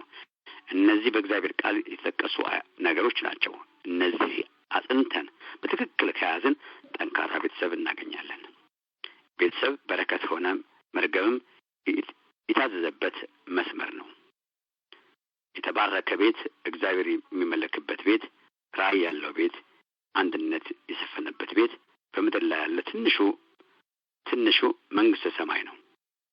ይህ እውነት ሲጠፋ፣ ገጽታው ሲጨልም ወይም በአምልኮተ እግዚአብሔር ፈንታ ገንዘብና ስፍራ ሲይዙ፣ በፈሪሃ እግዚአብሔር ፈንታ ልጆች ሲፈሩ እና ሲከበሩ፣ ወይም አንዱ ለሌላው በክርስቶስ ፍርሃት መገዛት አቅቶት እያንዳንዱ በፍርሃት እርስ በርስ ሲኖር አደጋ ነው። እግዚአብሔር የገባልን ተስፋ ጠንካራ ቤት እንድናገኝ ነው። ይህንን ቤት እናንተም ሁላችሁ ወይም ሌላ ማንም ሰው አይሰራውም። ይህ ቤት በእጃችን የምንሰራው ቤት አይደለም። ነገር ግን ልባችን ዛሬ ወደ እግዚአብሔር ቢመለስ፣ ከእግዚአብሔር ጋር ቢታረቅ፣ በእውነት እግዚአብሔር ይህንን ቤት ይሰራዋል። ምክንያቱም እግዚአብሔር ቤትን ካሰራ ሰራተኞች በከንቱ ይደክማሉና። ጌታ ይባርካችሁ። እንግዲህ ዛሬ ልናይ የሞከርነው እግዚአብሔር የመሰረተውን የመጀመሪያውን ቤተሰብ ነው እና አይኖቻችን ፎከስ እንዲያደርጉ በእጃችን ያለውን እያሳየን ነው። በዚህ በጽሁፍ ውስጥ ይሄን ያየ ነው። በኢያሱም ቤት ህይወት ውስጥ ያየ ነው። እንዲሁም ደግሞ ኢየሱስም በምድር ላይ በነበረበት ሰዓት ሁሉ እንኳን ቤተሰብ ላይ ፎከስ እንደሚያደርግ አይተናል። አንድ ቤተሰብ ለመስራት በቢታንያ መንደር የሆነች የሚወዳቸው ሁለት እህታማቾችና አንድ ወንድማቸው ያለበት ቤት የነ ማርታ ቤት እንደሚያዘወትር መጽሐፍ ይናገራል። ኢየሱስ እንኳን ቤተሰብ ላይ ፎከስ ያደርጋል። ስለዚህ ቤታችን ላይ ፎከስ እንድናደርግ የተናገረን ቃል ነው። ዛሬ ብዙዎቻችሁ እንደተማራችሁበት አስባለሁ። ጌታ እግዚአብሔር ይባርካችሁ። አንድ ሰው ብቻ እድል ልስጥና ወደሚቀጥለው ፕሮግራም እናልፋለን። ምን ቀረልሽ? እስኪ ለምልክት አንድ ሰው በዚህ ሀሳብ ለመስጠት የሚችል ሰው እድሉን ልስጥ። ስታር 6 አድርጉና በደንብ የተከታተላችሁ ሰዎች ምን ቀረላችሁ? ለሌላው ምልክት እንዲሆን።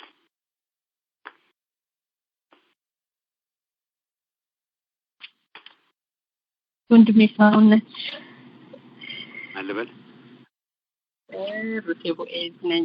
እንደው ማለት በጣም ብዙ የሚያወያይ ርዕስ ነው እና በዚህ ባለቀ ሰዓት የሆነ ነገር ተብሎ ብቻ የሚታለፍ አይደለምና መልካም ፈቃድ ከሆነ እንደው ለሚቀጥለው እንዲቀጥል የሚለውን አስተያየት ለመስጠትና እኔ እየቀረልኝ በጣም ብዙ ነውና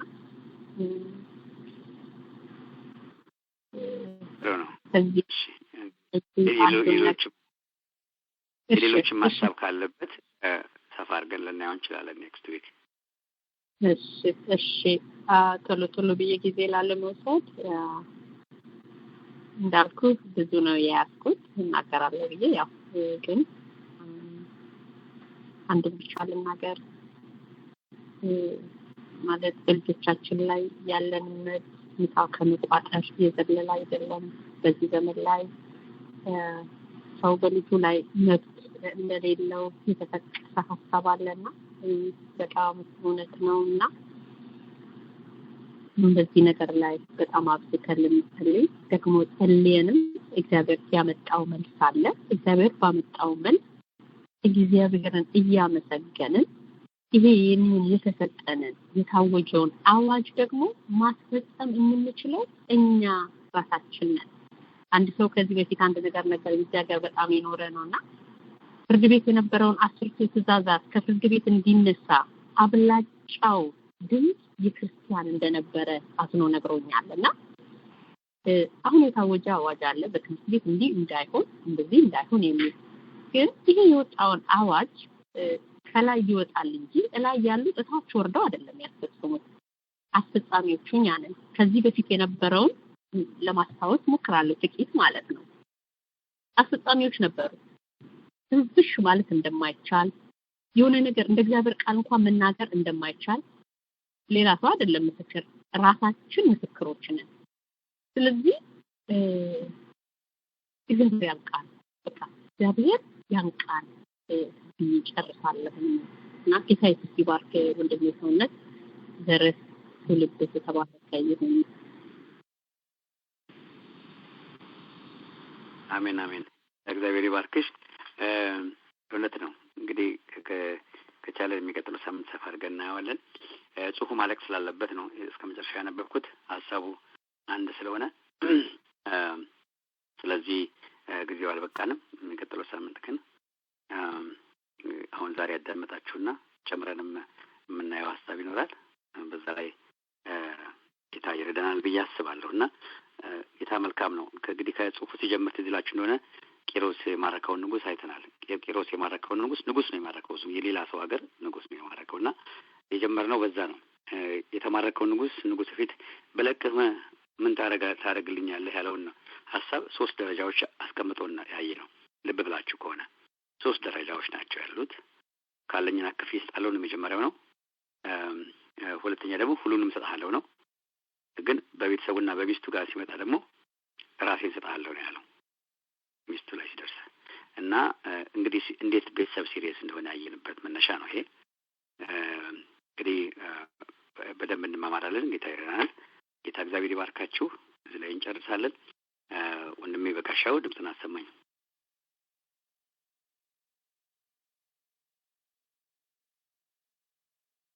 ወይ ያላችሁ ሰማለሁኝ ሰውነትዬ እኔ ነኝ። አዎ እሺ ተባረኪ። ጌታ እግዚአብሔር ይባርክሽ። አሜን። ለጌታ ተባረኪ። እሺ ሰውነትዬ ተባረክልኝ። እግዚአብሔር ይባርክ። ባርኮ ለበረከት ያድርግ። ጸጋውን ያብዛል፣ ፊቱን ያውራል። ቤተሰብ ትውልድ ዘርህ የተባረከ ይሁን።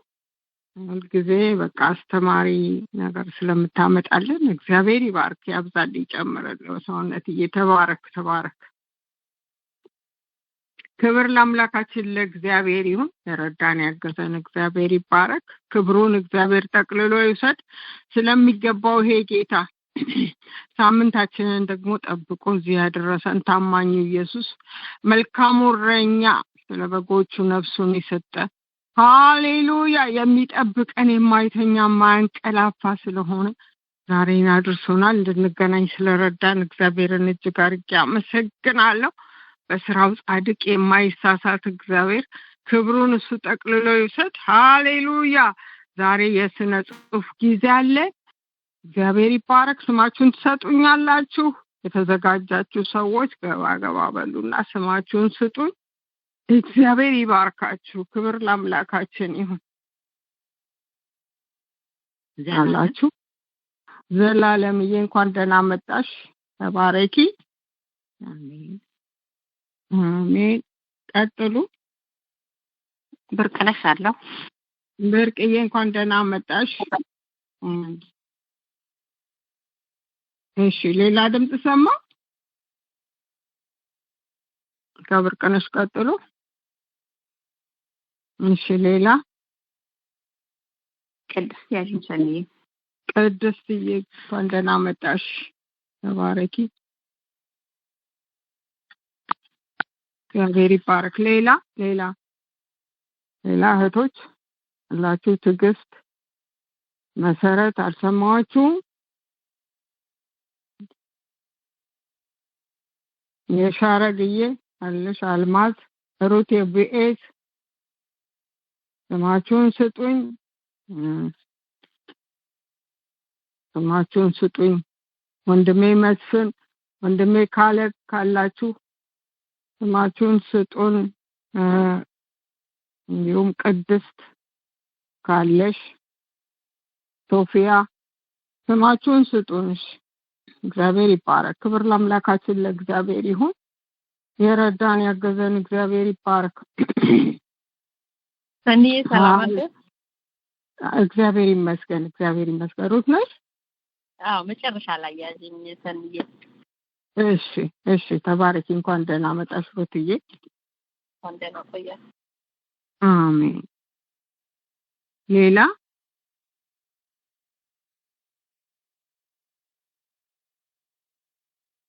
የሻረግ አልሰማዎችም በብዛት መስኝ። ትዕግስት ጠርቻችሁ ነበረ።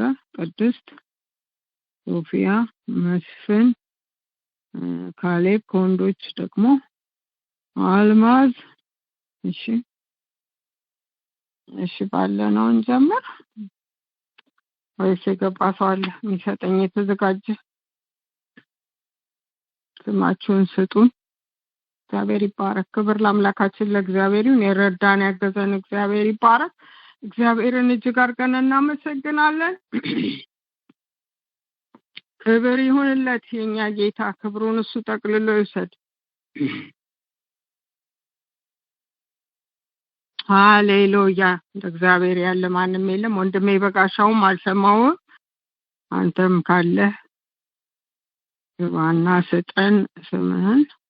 እግዚአብሔር ይባረክ። ሃሌሉያ። እንደ እግዚአብሔር ያለ ማንም የለም። አንድ ዝማሬ ዘምራለሁ። እሺ እግዚአብሔር ይባረክ። ሃሌሉያ። አላፈርኩም አንተን ብዬ፣ አላፈርኩም ኢየሱስ ብዬ፣ ዛሬም አለሁኝ ተደላድዬ። አላፈርኩም አንተን ብዬ፣ አላፈርኩም ጌታ ብዬ፣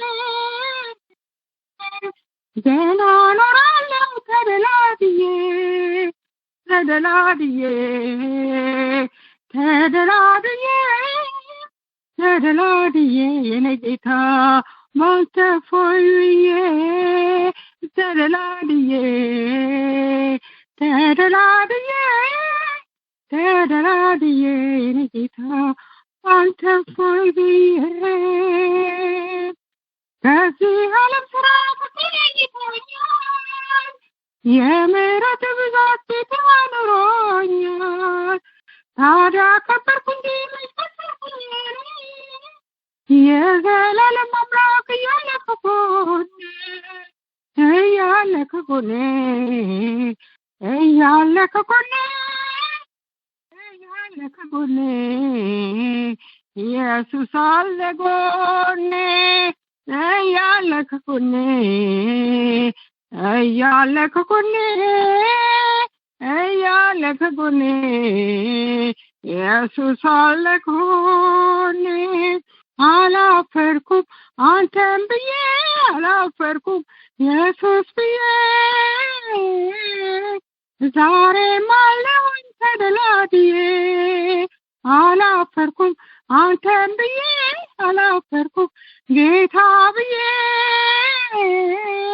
ገና እኖራለሁ ተደላድዬ፣ ተደላድዬ፣ ተደላድዬ፣ ተደላድዬ የኔ ጌታ ባንተ ፎይ ብዬ፣ ተደላድዬ ተደላድዬ ተደላድዬ የኔ ጌታ ባንተ ፎይ ብዬ ሃሌሉያ ጠላት በኔ ላይ ነፍሴን ለፈረሰ ኢየሱስ ተሰለኝ ያፈርሰኛል ትልቀሻኖ አስመልጠኸኛል አስመልጠኸኛል አስመልጠኸኛል አስመልጠኸኛል ዛሬ አድርሰኛል አስመልጠኸኛል አስመልጠኸኛል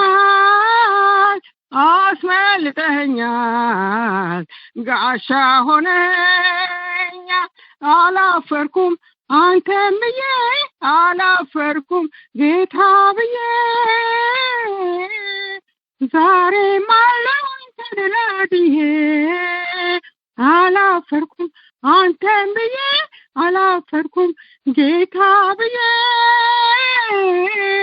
ገና ኖራለሁ ተደላድዬ ተደላድዬ ተደላድዬ ተደላድዬ የኔ ጌታ ባንተ ፎይ ብዬ ተደላድዬ ተደላድዬ ተደላድዬ ኢየሱሴ ባንተ ፎይ ብዬ ሃሌሉያ ድንቅ ታምራትን ማድረግ ኪዳን አለብኝ አገለግልሃለሁ ገና የሚገለጠን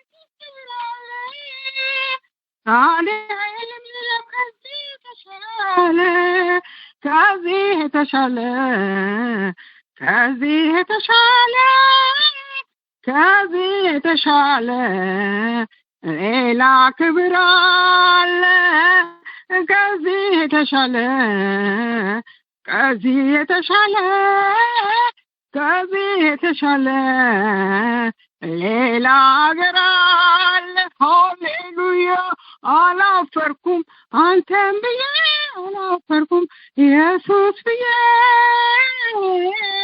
ዛሬም አለሁኝ ተደላድዬ አላፈርኩም አንተም ብዬ አላፈርኩም ጌታ ብዬ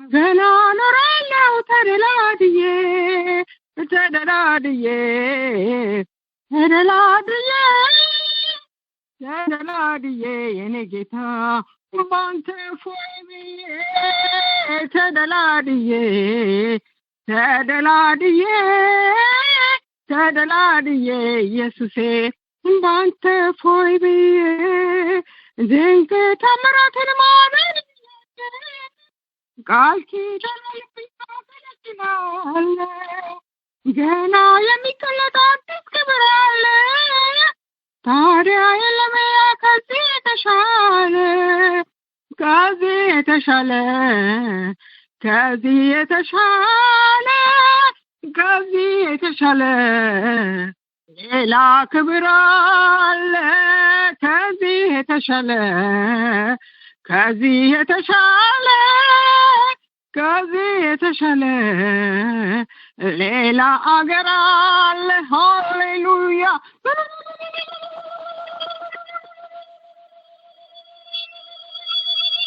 አለን አገር በሰማይ ሃሌሉያ ሃሌሉያ እናመሰግንሃለን ጌታ ሆይ ስላዘጋጀህልን አገር ክብሩን አንተ ውሰድ ጌታ ሆይ ሃሌሉያ ኢየሱስ ያድናል ይታደጋል ማራናታ ጌታ ኢየሱስ ይመጣል ሃሌሉያ ክብር ይሁንለት ሃሌሉያ እግዚአብሔር ያለ ማንም የለም በዚሁ አንድ ጊዜ ስለ ጽሁፌን አንብቤ ወጣለኝ እና እንቀጥላለን ታይተሃል ይላል ስለ ጽሁፉ ወንድሜ ብለህ ፍቅር አስመስለህ አቤል ፍቅር መስሎት ከወንድም ሊጫወት ተጠንቅቆ ፊቱን ታምኖ የኋላውን ፊት አስቀድመው አቅም እንዳይኖረው ሲሄድ ፊቱን እየገለጥኩ ነው ወጋው ጀርባውን አይተሃል ፈጣሪ የሁሉ መርማሪ ወንድምን ገደልከው መንገድ አስቀረው የጀመረውን ተቀባይነት አምላኩን ማስደሰት ጅምሩን ስኬቱን አጨነገፍክ ዓላማውን እንዳይጨርስ ገድለኸዋል ቢሆንም ታይተሃል ይላል። ሃሌሉያ እግዚአብሔርን እጅግ አድርገን እናመሰግናለን። ክብር ለአምላካችን ይሁን። እህቴ ዘላለምዬ ድምፅሽን አሰሚ ትሰሚያለሽ እህቴ። ተባረኪ ተከናወኝ እህቴ። አሜን አሜን። እህቴ ሰናይት እግዚአብሔር አምላክ ይባርክሽ። ተባረኪ ጸጋውን ያብዛልሽ ስለሰጠሽኝ ጊዜ እግዚአብሔር አምላካችንን እጅግ አድርገን እናመሰግናለን። ትንሽ ከነህምያ መጽሐፍ የጻፍኩትን የእስራኤልን ሕዝብ ታሪክ ነበርና አሁን ቅድም አልጨረስኩትም እየጻፍኩ ነው። ግን ቅድም ወንድሜ ሰውነት ስለ ቤተሰብ ሲያስተምር እስራኤላውያን የእግዚአብሔር ቤተሰቦች ናቸው። ስለዚህ እነሱ እንደ እግዚአብሔር ሐሳብና ፈቃድ የማይመላለሱ ከሆነ ከእግዚአብሔር ቤተሰብነት ይወጡ ነበር። ስለዚህ ስለ ቤተሰብ ጠንካራ ቤተሰብ ሲያስተምር በጣም ነው ውስጥ የተነካውና የሚቀጥለውን ሳምንት ጊዜ ስለሚኖረን በዛ ነገር ላይ እናናገራለን። እግዚአብሔር ስም የተባረከ የተመሰገነ ይሁን። ድንቅ ትምህርት ነው። እግዚአብሔር አምላክ ይባርከው። እንግዲህ በሚቀጥለውና ይሄ ሲያስተምር ነው ይሄንንም ነገር ለምን እስካሁን ያለሁበትን አላቀርብም ብዬ ካስተማረው ቃል ጋር አብሮ ስለሚሄድ ርዕስ የሰጠሁት ቸል አንበል የሚል ነው። የእስራኤል ሕዝቦች በሙሴ በኩል ሕግን ሲሰጣቸው ትእዛዝና ደንቡን ሥርዓቱን ሁሉ እንዲተገብሩት በሙሉ ልባቸው ከአሕዛብ እንዲለዩ እንዳይደባለቁ ነበረ ያላቸው። ቃሉንም በማንበብ በጸሎት በመጾም እንዲያመልኩት ነበር እሱ ያዘዛቸው። በጽድቅ ቅድስና እሱም ብቻ እያዩ ለሕጉ ተገዝተው እንዲኖሩ ነበር የኔ ሕዝብ በኩሬ ያላቸው። እምቢ አሉት፣ አስመረሩት፣ አስቆጡት።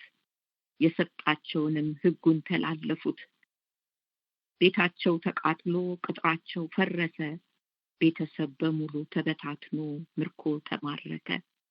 መከራው በረታ፣ ጠላትም ደረሰ። ይዟቸው በስደት ወደ አገሩ ሄደ። ሲጮሁ ሲያለቅሱ ዋይታ ሲያበዙበት ዝምም አላላቸው። ይሄ ደግ አባት ንስሐ ሲገቡ ከልባቸው አዝነው ደራሽ ነው ጌታቸው ምንም አላላቸው። እነሱም በአንድነት ተስማሙ ልባቸውን ሊሰጡ ለጌታ። እሺ ብለው አሉት ተመለሱ። የፈረሰውን ቅጥር የአምላካችንን ቤት ሰርተን እስክንጨርስ እንቅልፍም የለን። ጠላት ሊቋቋመን ቢነሳብን እንኳ እንመክተዋለን በአምላካችን እርዳታ። እርሱ ያከናውንልናል እኛም እንሰራለን ብለው ተነሱና አዲሱ ቅጥሩንም ያጥሩ በር ከገጠመ በኋላ ሁሉም ተማማሉ ለሕጉ ሊገዙ ቃሉን ሊፈጽሙ። በጾም በጸሎት እየተነቃቁ ከአምላካቸው ጋር አብረውት ሊኖሩ አቅጣጫን ላይ ስቱ ላይ ደባለቁ። ጥርሳቸውን ነክሰው ታድሱ አደረጉ። ቤቱንም አደሱ፣ እነሱም ታደሱ። አምልኮና ስግደት ለጌታ ቀረቡ። በሙሉ ልባቸው ለቤቱ አገልግሎት ሊሰጡ ሊሰሩ እንደ ፈቃዳቸው ተስማሙ። በአንድነት ቸል አንልም ብለው እኛም ልጆቻችን ብሩ ወርቁ ሁሉ የራሱ ነው ብለው እሳቱ እንዳይጠፋ ቦግ ብሎ ይብራ የጨለመን ሁሉ በብርሃን እየሞላ። ምስጋናችን ይብዛ ይህን ሁሉ ምሕረት ላደረገው ጌታ፣ ከብዙ መከራ ስደትና እንግልት አውጥቶ ለሰጠን ይቅርታ፣ ካህናት አድርጎ በቤቱ ለሾመን ለሰራዊት ጌታ። ቸል አንልም ቸል አንልም ቸል አንልም። ያየናል፣ ይሰማናል፣ ይመልሳል የቤቱ ባለቤት። ሁላችን በሰጠን ዓላማና ራዕይ እንድንኖር በእምነት ቸል አንልም። ኧረ ቸል አንልም፣ ሰውንም አናይም። በጽድቅ ቅድስና ኖረን አንደባለቅም። ለቃሉ ተገዝተን እሺ እንላለን፣ እንታዘዛለን፣ ቸል አንልም። ከሱ ጋር ኖረን ቤቱ እንገባለን። የዘላለም ሕይወት ላወረሰን ጌታ እንሰግድለታለን። ቸል አንልም፣ ኧረ ቸል አንልም። ከዛሬ በሕይወት ላኖረን ደበደሙ ላጠበን ከጨለማ ሕይወት እርሱ ላወጣን ቸል አንልም። አባት፣ እናት፣ እህት፣ ወንድምም ለሆነን ቸል አንልም። ከተቅበዘበዝንበት ከባርነት ምድር ለታደገን ቸል አንልም፣ እንታዘዛለን። የቤቱንም ስራ እኛ እንሰራለን፣ ቸል አንልም። እግዚአብሔር ይባርካችሁ። ተባረኩልኝ። ጨርሻለሁ። አሜን አሜን። እህቴ ዘላለምዬ እግዚአብሔር ይባርክሽ። ክብር ለእግዚአብሔር ይሁን። ቸል አንልም። የእግዚአብሔር ስራ ቸል አይባልም። ተነስተን ሁላችንም ተያይዘን እንሰራለን። በእውነት ሃሌሉያ። ክብር ለአምላካችን ለእግዚአብሔር ይሁን። እግዚአብሔር ይባርክሽ፣ ያብዛልሽ፣ ይጨምርልሽ። በብዙ ስነ ጽሑፍ ተገለጪ። ትውልድሽ ዘርሽ ይባረክ። እህታችን ተባረክ ተባረክ። ሃሌሉያ። እንደ እግዚአብሔር ያለ ማንም የለም። ከአምላካችንም በቀር አምላክ ማንም የለም። ሃሌሉያ። እግዚአብሔር የስራው ጊዜ ነው። እናመሰግነዋለን ይህን ጌታ። ክብር ለአምላካችን ይሁን። እህቴ ብርቅነሽዬ አለሁ። ተባረኪ። እንኳን ደህና መጣሽ። ተከናወኝ ብርቅዬ። እሺ ተባረኪልኝ። አንቺም እግዚአብሔር ይባርክሽ። የረዳን ጌታ ያገዘን ደግሞ ተሰብስበን እንደገና በፊቱ እንድንሆን ያደረገ ጌታ ስሙ ይባረክ። እግዚአብሔር ይባርክሽ። አንቺም ስለ ጽሑፉም ስለ ዝማሬውም ጌታ የተመሰገነ ይሁን። ከወንድማችን ሰውነት ጀምሮ የዘላለም እግዚአብሔር አምላክ ይባርካችሁ። ተባረኩልኝ ወገኖቼ። ከኔም በኋላ የምታቀርቡ እህቶቼ እግዚአብሔር አምላክ የተባረከ ይሁን።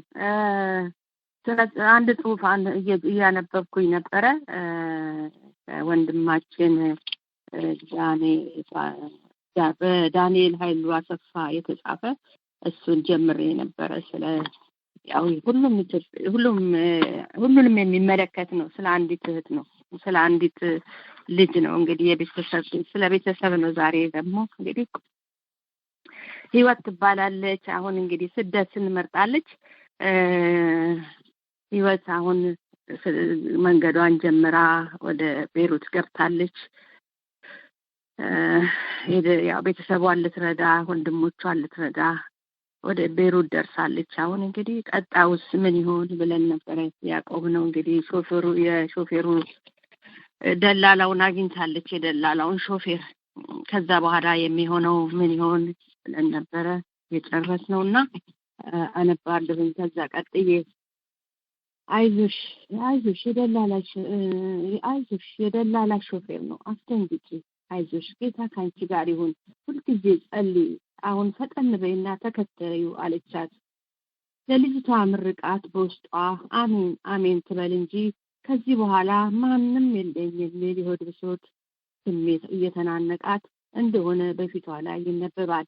በዚህ ሁኔታ እየቆዘመች በአካባቢዋ ከነበሩ ሰዎች ሁሉ ግዙፍ ወደሆነው ጎልማሳ ስትደርስ ጎልማሳው ገላመጣትና በአረብኛ ቋንቋ ተቆጣት። ምን እንዳላት አልገባትም። ሆኖም ቁጣ መሆኑ ተረድታ አምላኬ እመቤቴ አደራሽን እያለች ወደ ተከፈተው መኪና ገባች።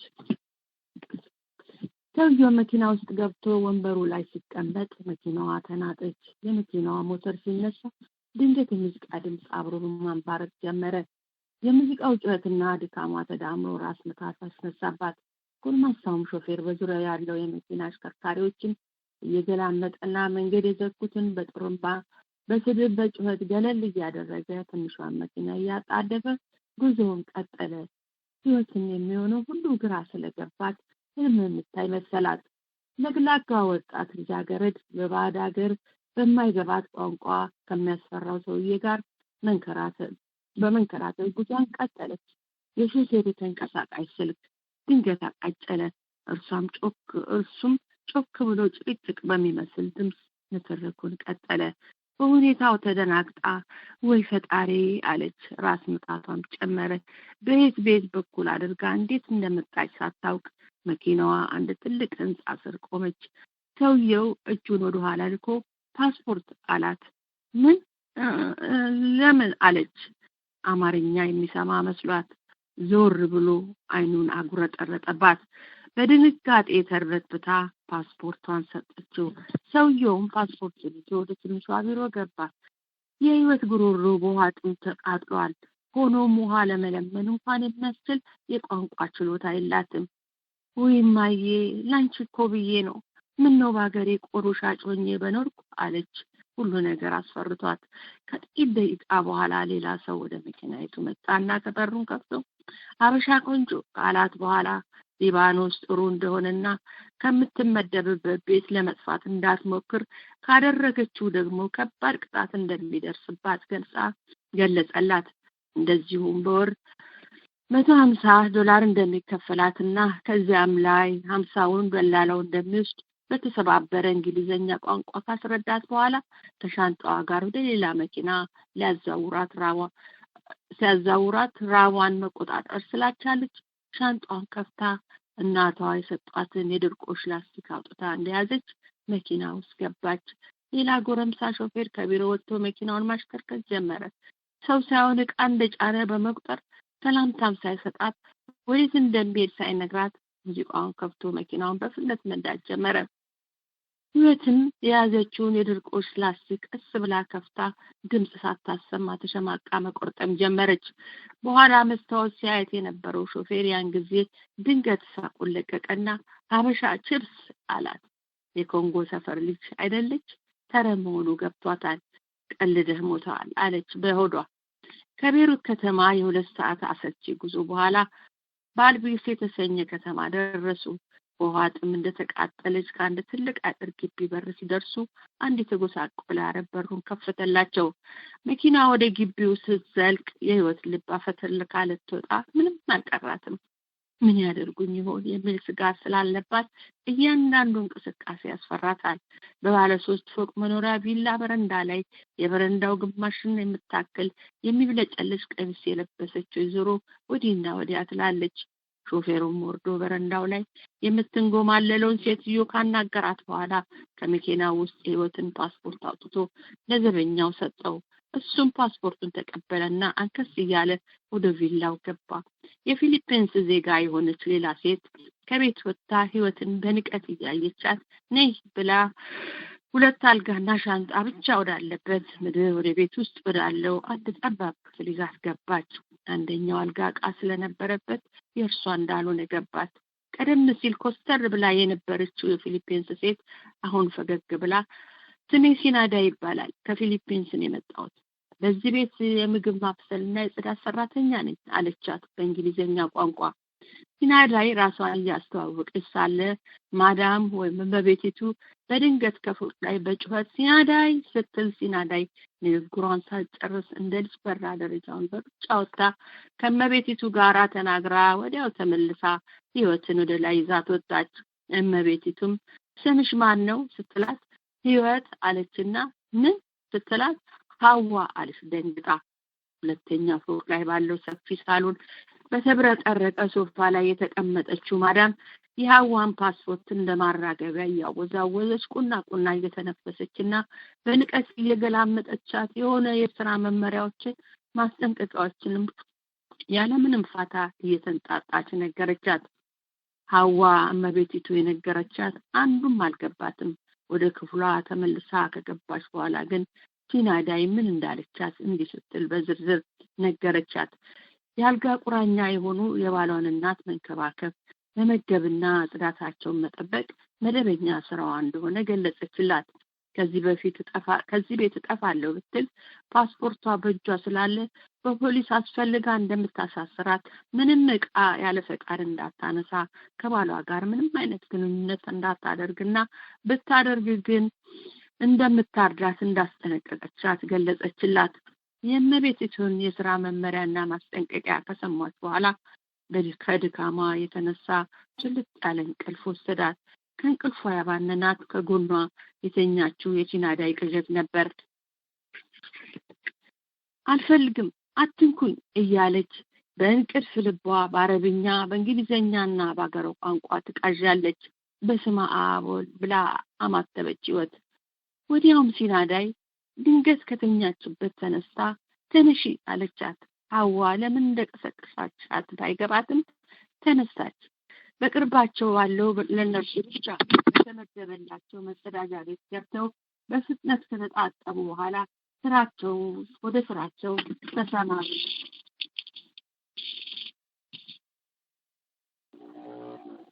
ሲናዳይ ረዳት ሰራተኛ በማምጣቷ ብትደሰትም ሕይወት ማድረግ ያለባትን ሁሉ ለማስተማር ትዕግስት አልነበራትም። ቤቶሎ በይ ብላ ወደ አንድ ክፍል እያጣደፈች ይዛት ገባች። ከክፍል ውስጥ በነበረው መለስተኛ ጃክስ መድረክ በመሰራ አልጋ ላይ አንዲት አዛውንት ሴት ተንጋለዋል። በመጥፎ ጠረን በተሞላው ክፍል ውስጥ ሲናዳይ የሴትዮዋን ንጽሕና ለመጠበቅ የሚጠቀምበት ቁሳቁስ ለሕይወት አሳይታ ወደ ስራዋ ተመለሰች። ለቤቱ እንግዳ የሆነች ሕይወት ለደቂቃዎች በፊቷ የተደረደሩትን የመጸዳጃ የመመገቢያ ዕቃዎች እያየች ግራ ገብቷት ቆማ ቀረች።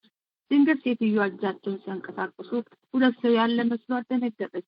የላስቲክ እጅ ጓንቷን አጥብቃ ስትፈራስር ወደ አልጋዋ ተጠጋችና በጥንቃቄ ብርድ ልብሱን አንስታ እየተሳቀቀች ደግሞም እያለቀሰች ተግባሯን ጀመረች። ሴትዮቱን አጸዳታ ሳትጨርስ ሲናዳይ ድንገት ዘው ብላ አልጨረሽም እንዴ ብላ በንዴት ወደ ሕይወት ተጠግታ እንደ ቋጥኝ የገንዘቡትን ሴትዮ ባለ በሌላ ኃይሏ ገብታ በመገልበጥ ሐዋ ለሰዓታት ስትታገል ቆይታ ያቃታትን ስራ 5 ደቂቃ ውስጥ ጨርሳ አሳየቻትና ነይ አሁን ደግሞ ቁርሳቸውን ትመግቢያቸዋለሽ አለቻት።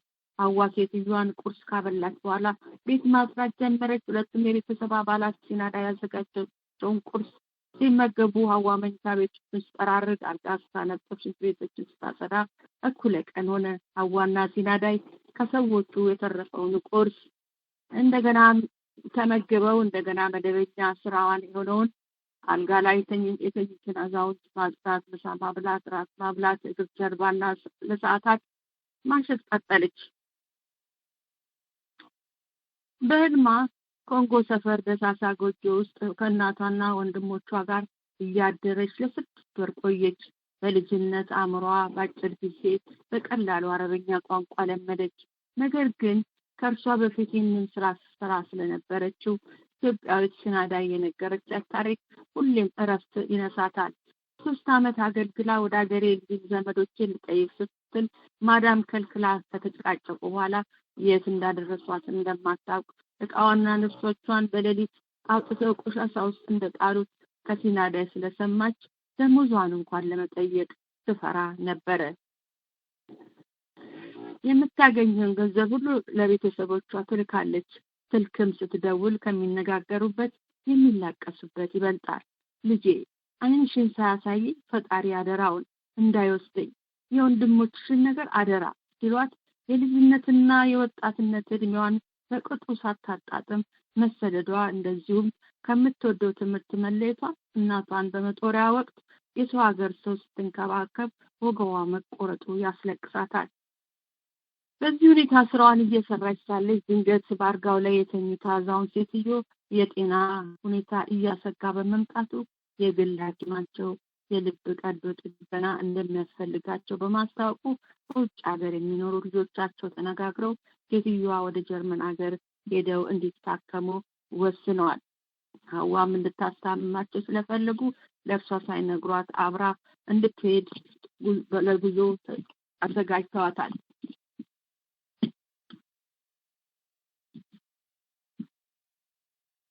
ይህንን ወጥ ቤት ሆና ይህንን እቅድ ድንገት የሰማችው ሲናዳይ በሐዋ ላይ በቅናት ተነሳችባት።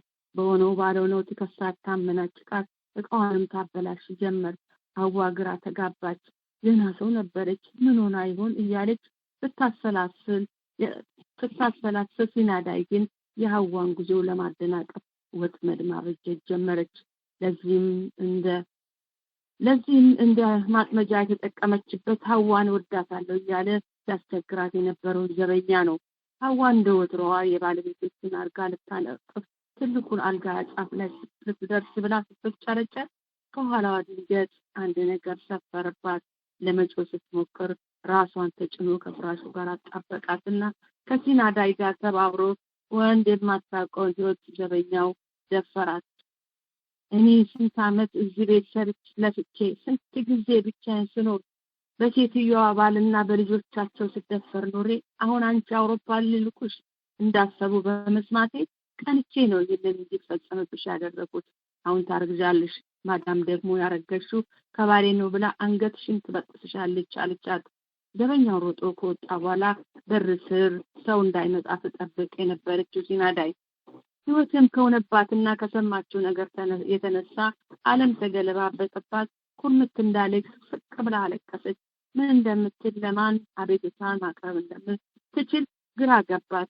ይህንንም በሀሳቧ እያሰላሰለች ሳለች ይህንን ለማዳም እነግራታለሁ ብትይ ፈልጋ ነው ብዬ ነው የምመሰክርብሽ ብላ ትታት ወጣች። እማዬ ጉድ ሆንኩልሽ፣ ማን ይድረስልኝ ያለች ስቅስቅ ብላ አለቀሰች። ለምንም ብላ ስራውን ካሁና ክብራ ገብታ ጥቅልል ብላ ተኛች። ከዚያ በኋላ ምን ያደርጉኝ ይሆን የሚል ፍራቻ ከበባት። ቀስ ብላ ከኩሽና ቢላዋ ይዛ መጣችና ራስዋ ሸጎጠች። እንባዋ ይፈሳል። ከዚህም የተነሳ ከሀገሯ ከወጣች በስድስት ወራ በደረሰባት አሰቃቂ ግፍ ለግላጋ ወጣት ሰው መፍራትና መሸሽ ጀመረች። በሀዘን በለቅሶ ብዛት ፊቷ ጠቆረ። አሰረችዋ ቀልጣፋና ሳቂታ የነበረችው የሀዋ ጸባይ መቀየሩ ግራ አጋባቸው። ከዚህም የተነሳ ድንገት እንዳጠፋብን ብለው ከሳምንት በኋላ አውሮፓ እንደምትሄድ $50 የደሞዝ ጭማሪ እንደሚያደርጉላት ለግዟም ልብስና የመሳሰሉ ነገሮች እንደሚገዙላት ነገሯት።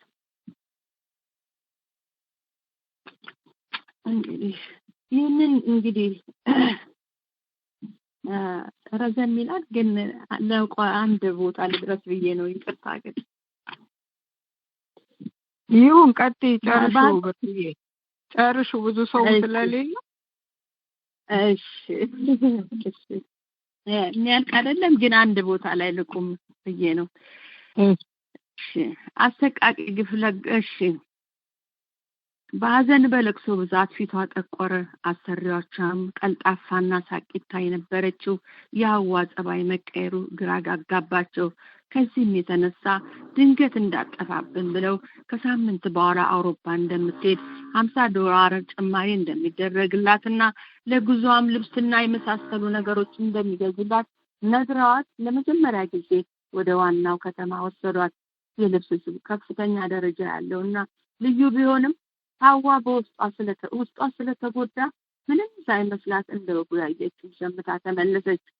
እዚህ ጠባብ ቤት ተመልሳ ስትገባ ግን አሁንም ምን ያደርጉ ይሆን የሚል ስጋት ስላለቀቃት ሲናዳይ መተኛቷን፣ በሩ መቆለፉን፣ ራስዋ ቢላዋ መኖሩን አረጋግጣ ነበር ለጥቂት ሰዓታት ብቻ የምታሸልበው። ሳምንቱ በዚህ ሁኔታ አለፈና አዛውንቷ ሴትዮ ለጉዞ ተዘጋጁ። የምትሄድበት አገር የት እንደሆነ ባይገባትም ከአረቢቷ ሴትዮ ጋር እንደምትሄድ አውቃለች። በዚህም በምትሄድበት ሀገር ስራዋ አዛውንቷን መንከባከብ ብቻ ቢሆንም ከሲናዳይና ከዛ ከዲያብሎስ ፈረስ ከሆነው ዘበኛ መራቋ ደስ ብሏታል። ሲናዳይም ብትሆን ጉዞ ብዙ ወራት የሚፈጅ መስሏት ነበር እንጂ እንዲህ ባጭር ቀን ይሆናል ብላ አልገመተችም። አረመናዊ ተግባር ያስፈጸመችባት ጉዞዋ እንደሚዘገይ አስባ ነበር። ህይወት መጀመሪያ ቀን ወደዚህ ግቢ ስትገባ በር ከፍቶ ያስገባት ከስታና ጎስቋላ ሰውዬ ከ6 ወር በላይ የቤቱን ሁሉ እየበላ ሰውነቷ ለመለጡ አንዳች የሚያመነምን በሽታ ቢኖርበት ነው ብላ አሰበች። እንደዚህም የምታስበው ሰው ደግሞ አኳሏን መድፈሩ ስላበሳጫት በራፊ ጨርቅ ብታንቀው ደስ ባላት። ጤነኝነቱ ባስላሳሰባት በበሽታ አስለክፎት ነው እያለች ትሰጋለች። ሲናዳይ እንዳለችው ባረግዝ የሚለው ሌላው ጥያቄዋ ነበር። በጉዟቸው ቀን ደግሞ ሻንጣዋን እየጎተተ አይኑን በጨው አጥፎ ምን ታመጭልኛለሽ አላት። መርዝ አለችው በቁጣ። ይህንን የሰሙ የቤተሰቡ አባላት ሁሉም ተደናገጡ። በሽተኛዋን አዛውንት ሴት የሚወስደው አምቡላንስ ከግቢው ገባ። የዘበኛውና የሀዋ ንግግር ተረሳና የሁለቱ ትኩረት ወደ ህመምተኛዋ ሆነ። ሀዋ የሴትዮዋን እጅ እያሻሸች ከጎናቸው ሆና ከአንድ የልጅ ልጃቸው ጋር ጉዞ ቀጠሉ። ከ7 ወር በፊት ያረፈችበት ቤሩት አየር ማረፊያ ስትደርስ አሁንም ብዙ አበሾች አየች። ለስደት ኑሮ አዲስ የሚመጡ የተለያዩ የአካል ጉዳት የደረሰባቸውና በስራ ብዛትና ድብደባ የተጎሳቆሉትን የሀበሻ ሴት ልጆች ስታይ አምላኬ ሆይ መቼ ነው በቃ የምትለን አለች። በሐሳቧ ይህንን እያሰላሰለች ሳለች ድንገት የምታውቀው ፊት አየች። የት እንደምታውቃት ዘነጋች። ትኩር ብላ ስላየቻት እንግዳዋ ሴት ሰላም ላንቺ ይሁን እህቴ እንተዋወቃለን አለቻት። ህይወትም ቀደም ብላ እኔ እንጃ አለች። አየሽ ብዙ ጊዜ አገልጋይ ለመቀበል ከዚህ ቦታ አልጠፋም ስትላት ህይወትስ አለቻት። ያ ግዙፍ ሰውዬ ሊወስዳት ሲል ጌታ ካንቺ ጋር ይሁን አይዞሽ ያለቻት እህት ናት። ንግግራቸውን ሳይጨርሱ ሴትዮዋን በሌላ መግቢያ አስገብታ የመጣችው ያዛውንቷ የልጅ ልጅ ሀቢብቲ ያላ አለቻት። ያችም እህት አሁን ደግሞ ወደ ልትሄጂ ነው አለቻት። ህይወትም አረግቷ ሴትዮ ለሕክምና ጀርመን ሊወስዷቸው ነው፣ እኔ ደግሞ ያው እርሳቸውን ላስታመም ነው አብሬ የሚሄደው አለቻት። ንግግራቸውን ሲሰሙ የነበሩ ሁሉ እየተቀባበሉ አደራ እንዳትመለሽ፣ እንዴት እድለኛ ነሽ፣ እናትሽ ምን ብላ ብትመርቅሽ ነው፣ ምን ከነዚህ ጋር አንድ ቀን እንኳን ማለር እንዳታድሪ፣ አረግቷን ግድግዳ አስደግፈሽ ጥፊ አሏት። ክራንች ያዘችውና ግማሽ ፊቷ በሳት የተጠበሰው ሌላዋ ልጅ ደግሞ ሎተሪን ይወጣልሽ አቦ አለቻት።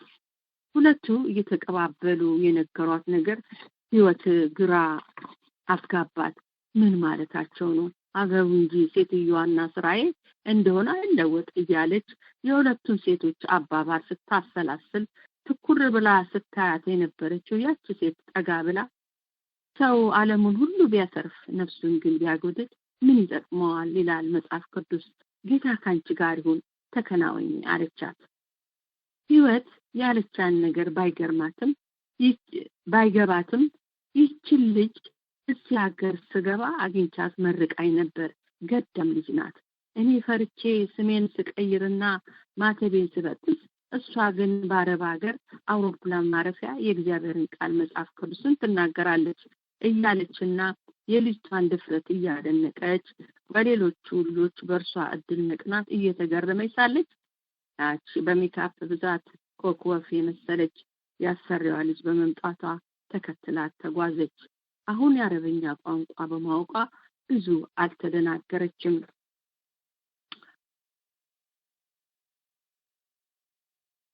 እዚህ ጋር ላቆምና ሳምንት እቀጥላለሁ ሌሎች ወገኖቼ እንዲደርሳቸው ማለት ነው። ምን ትያለሽ? እሺ ብዙም ሳይሆን ሁለት ያለው ሰዓቱም እየሄደ ነው። ይሰማል? አዎ ትሰማለሽ። እሺ ብርቅዬ እዚህ ጋር ላቆም። እሺ እግዚአብሔር ይባርክሽ።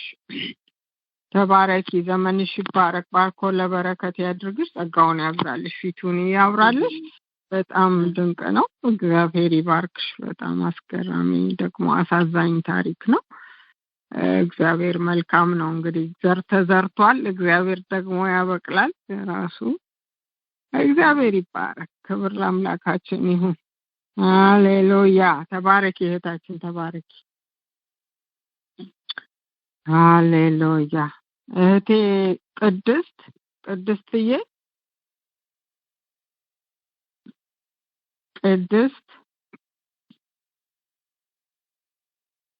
ትሰማለሽ? አዎ ትሰማያለሽ። ቅድስትዬ እንኳን ደህና መጣች። እግዚአብሔር ይባርክሽ። ተከናወኝ። አሜን አሜን። አንቺም ተባረኪ።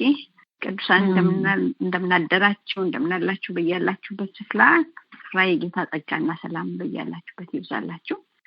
ከማለዳ ጀምሮ ሲያገለግሉን የነበሩ ወገኖች እግዚአብሔር ይባርካቸው። ጌታ እግዚአብሔር ይባረክ። ለሊቱን አንግቶ ደግሞ ለዚህ ማለዳ ያበቃን ስሙ የተባረከ ይሁን። እኔ ደግሞ እህቴ ያየል ከጻፈችው ከመገለጫው በስተጀርባ ከሚለው ጽሑፏ ላይ አንተ ማለት ለኔ የሚለውን አነባለሁ።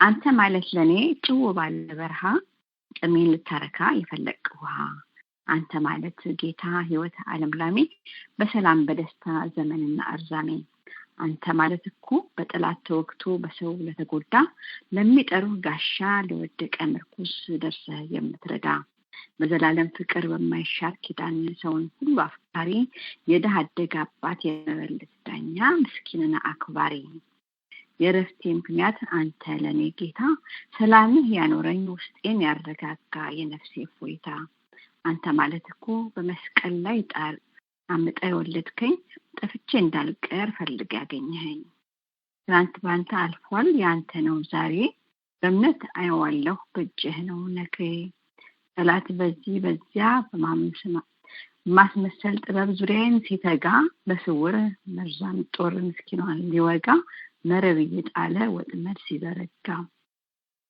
እኔ አልደነግጥም እንዳበቃ ተስፋው እንደተከተተ ለኔ አምላክ ያለኝ መኖር በምድር ላይ ከባድ ነው ያላንተ ከድካም የወጣ የሰለደ ድምጼ ሳትነቃ የምትሰማ ግፍፍ ያረክልኝ የውቴን ጨለማ ድምጽህ አቅሜ ነው ጉልበት ሆኖልኛል ቃልህ ድንጉት ልቤን አበርትቶልኛል ስንቱ በቦዲጋርዱ ዙሪያው አስጠብቆ ሲወጣ ሲገባ በስጋት ተሳቆ አንተ ማለት ለኔ የምትጠብቀኝ ዙሪያዬን የሳት ቅጥር እውነተኛ እረኛ ነፃነት ለራበው ለህይወት እስረኛ ፍርድ የማታጓድል የምትዳኘኝ ዳኛ የቃል ብዛት ተውኔት የአእምሮ ድርሰቱ ሰው በልቡ ያኖረው ተገልጦ ራቁቱ ሁሉ ስምክን ረስቶ ስሙን ቢተውንም ጌትነትህን ረስቶ ሌላውን ቢሾምም ለኔ ግን ወዳጄ ናፍቆቴ ረሃቤ ምኞቴ መሻቴ በቃ ስም የለህም ሁሉም ብናገር የቱም አይገልጽህም የጠጣው ይጠማል የበላም ይራባል የሳቀ ያለቅሳል ሰው ተወልዶ ይሞታል ሁሉ ቢኖረው ቤትኛው ይረካል ሁሉን ትተካለህ አንተ ማለት አንተን ማን ይተካል ለኔ ግን ወዳጄ ናፍቆቴ ረሃቤ ምኞቴ መሻቴ በቃ ስም የለህም ሁሉም ነገር ቢጻፍ የቱም አይገልጽህም አንተ ማለት ለኔ ብዙ ትርጉም አለ ከምንም ከማንም ትበልጥብኛለህ ይላል ታርሻለሁ እሺ ቅድስትዬ እግዚአብሔር ይባርክሽ ተባረኪ ዘመንሽ ይባረክ ባርኮ ለበረከት ያድርግሽ ተባረኪ ጸጋውን ያብዛልሽ ፊቱን ያብራልሽ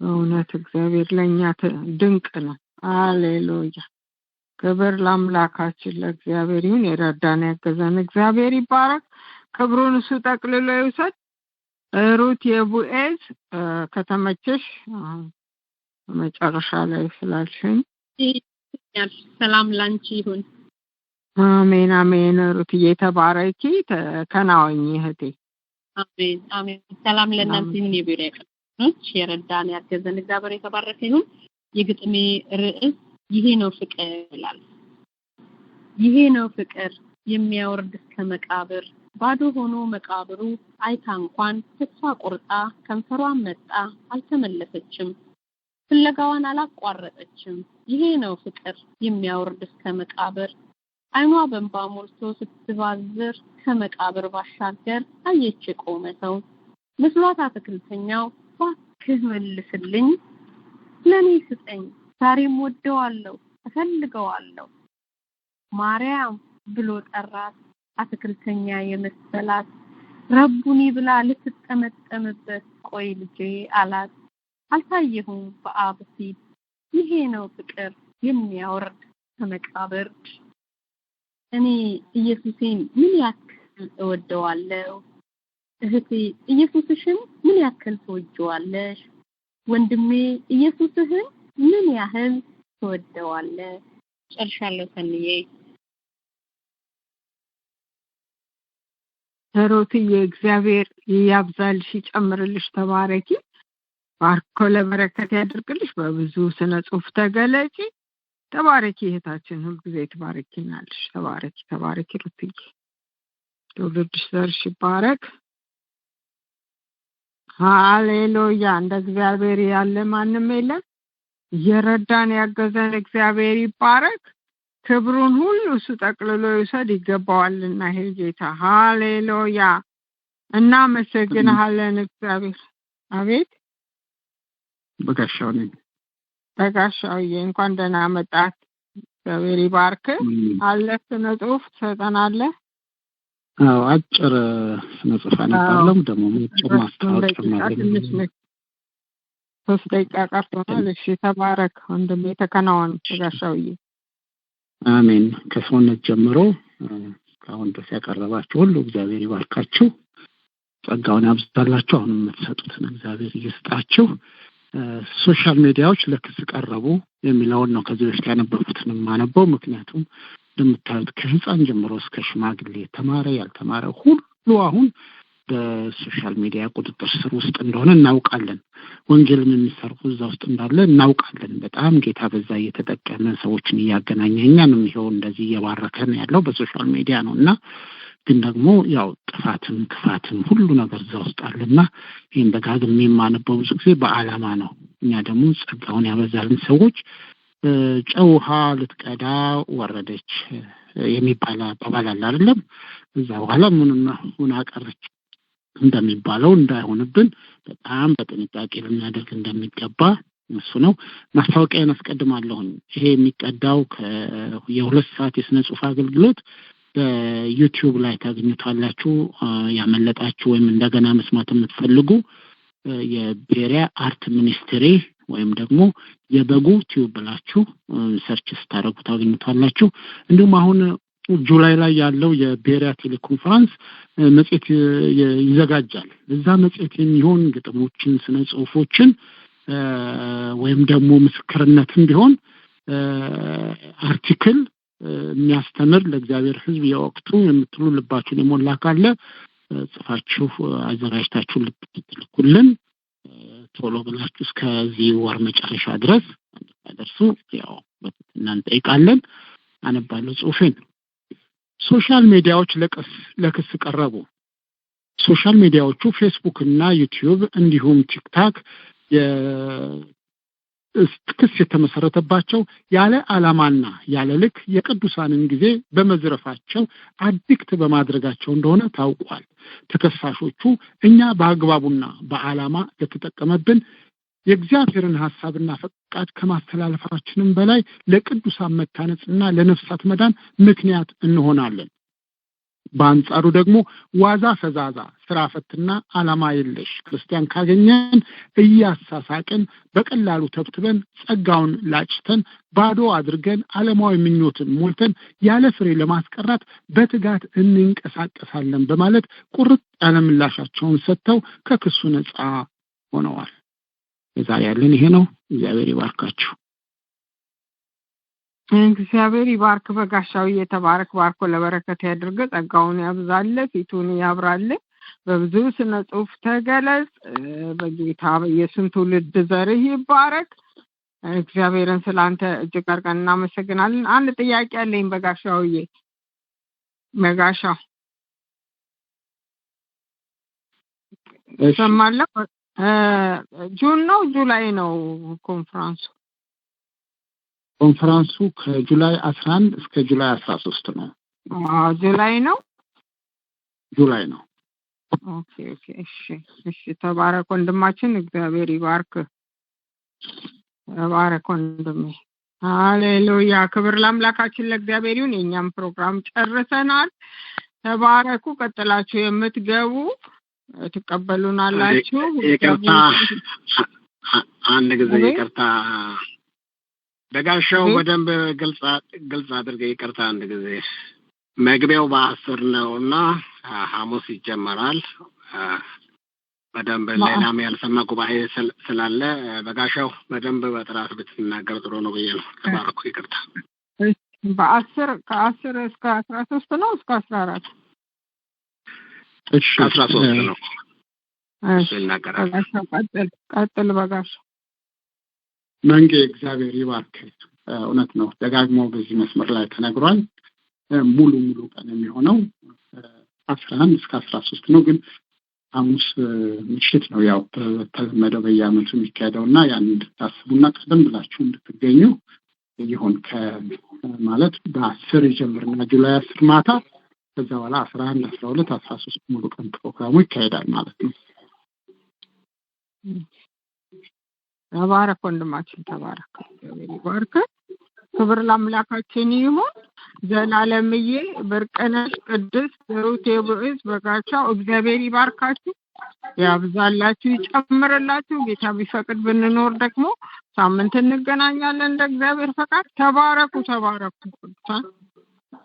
ቀጥላችሁ የምትገቡ ተቀበሉናላችሁ። ድምጻችሁ ተሻለ ተብሊየን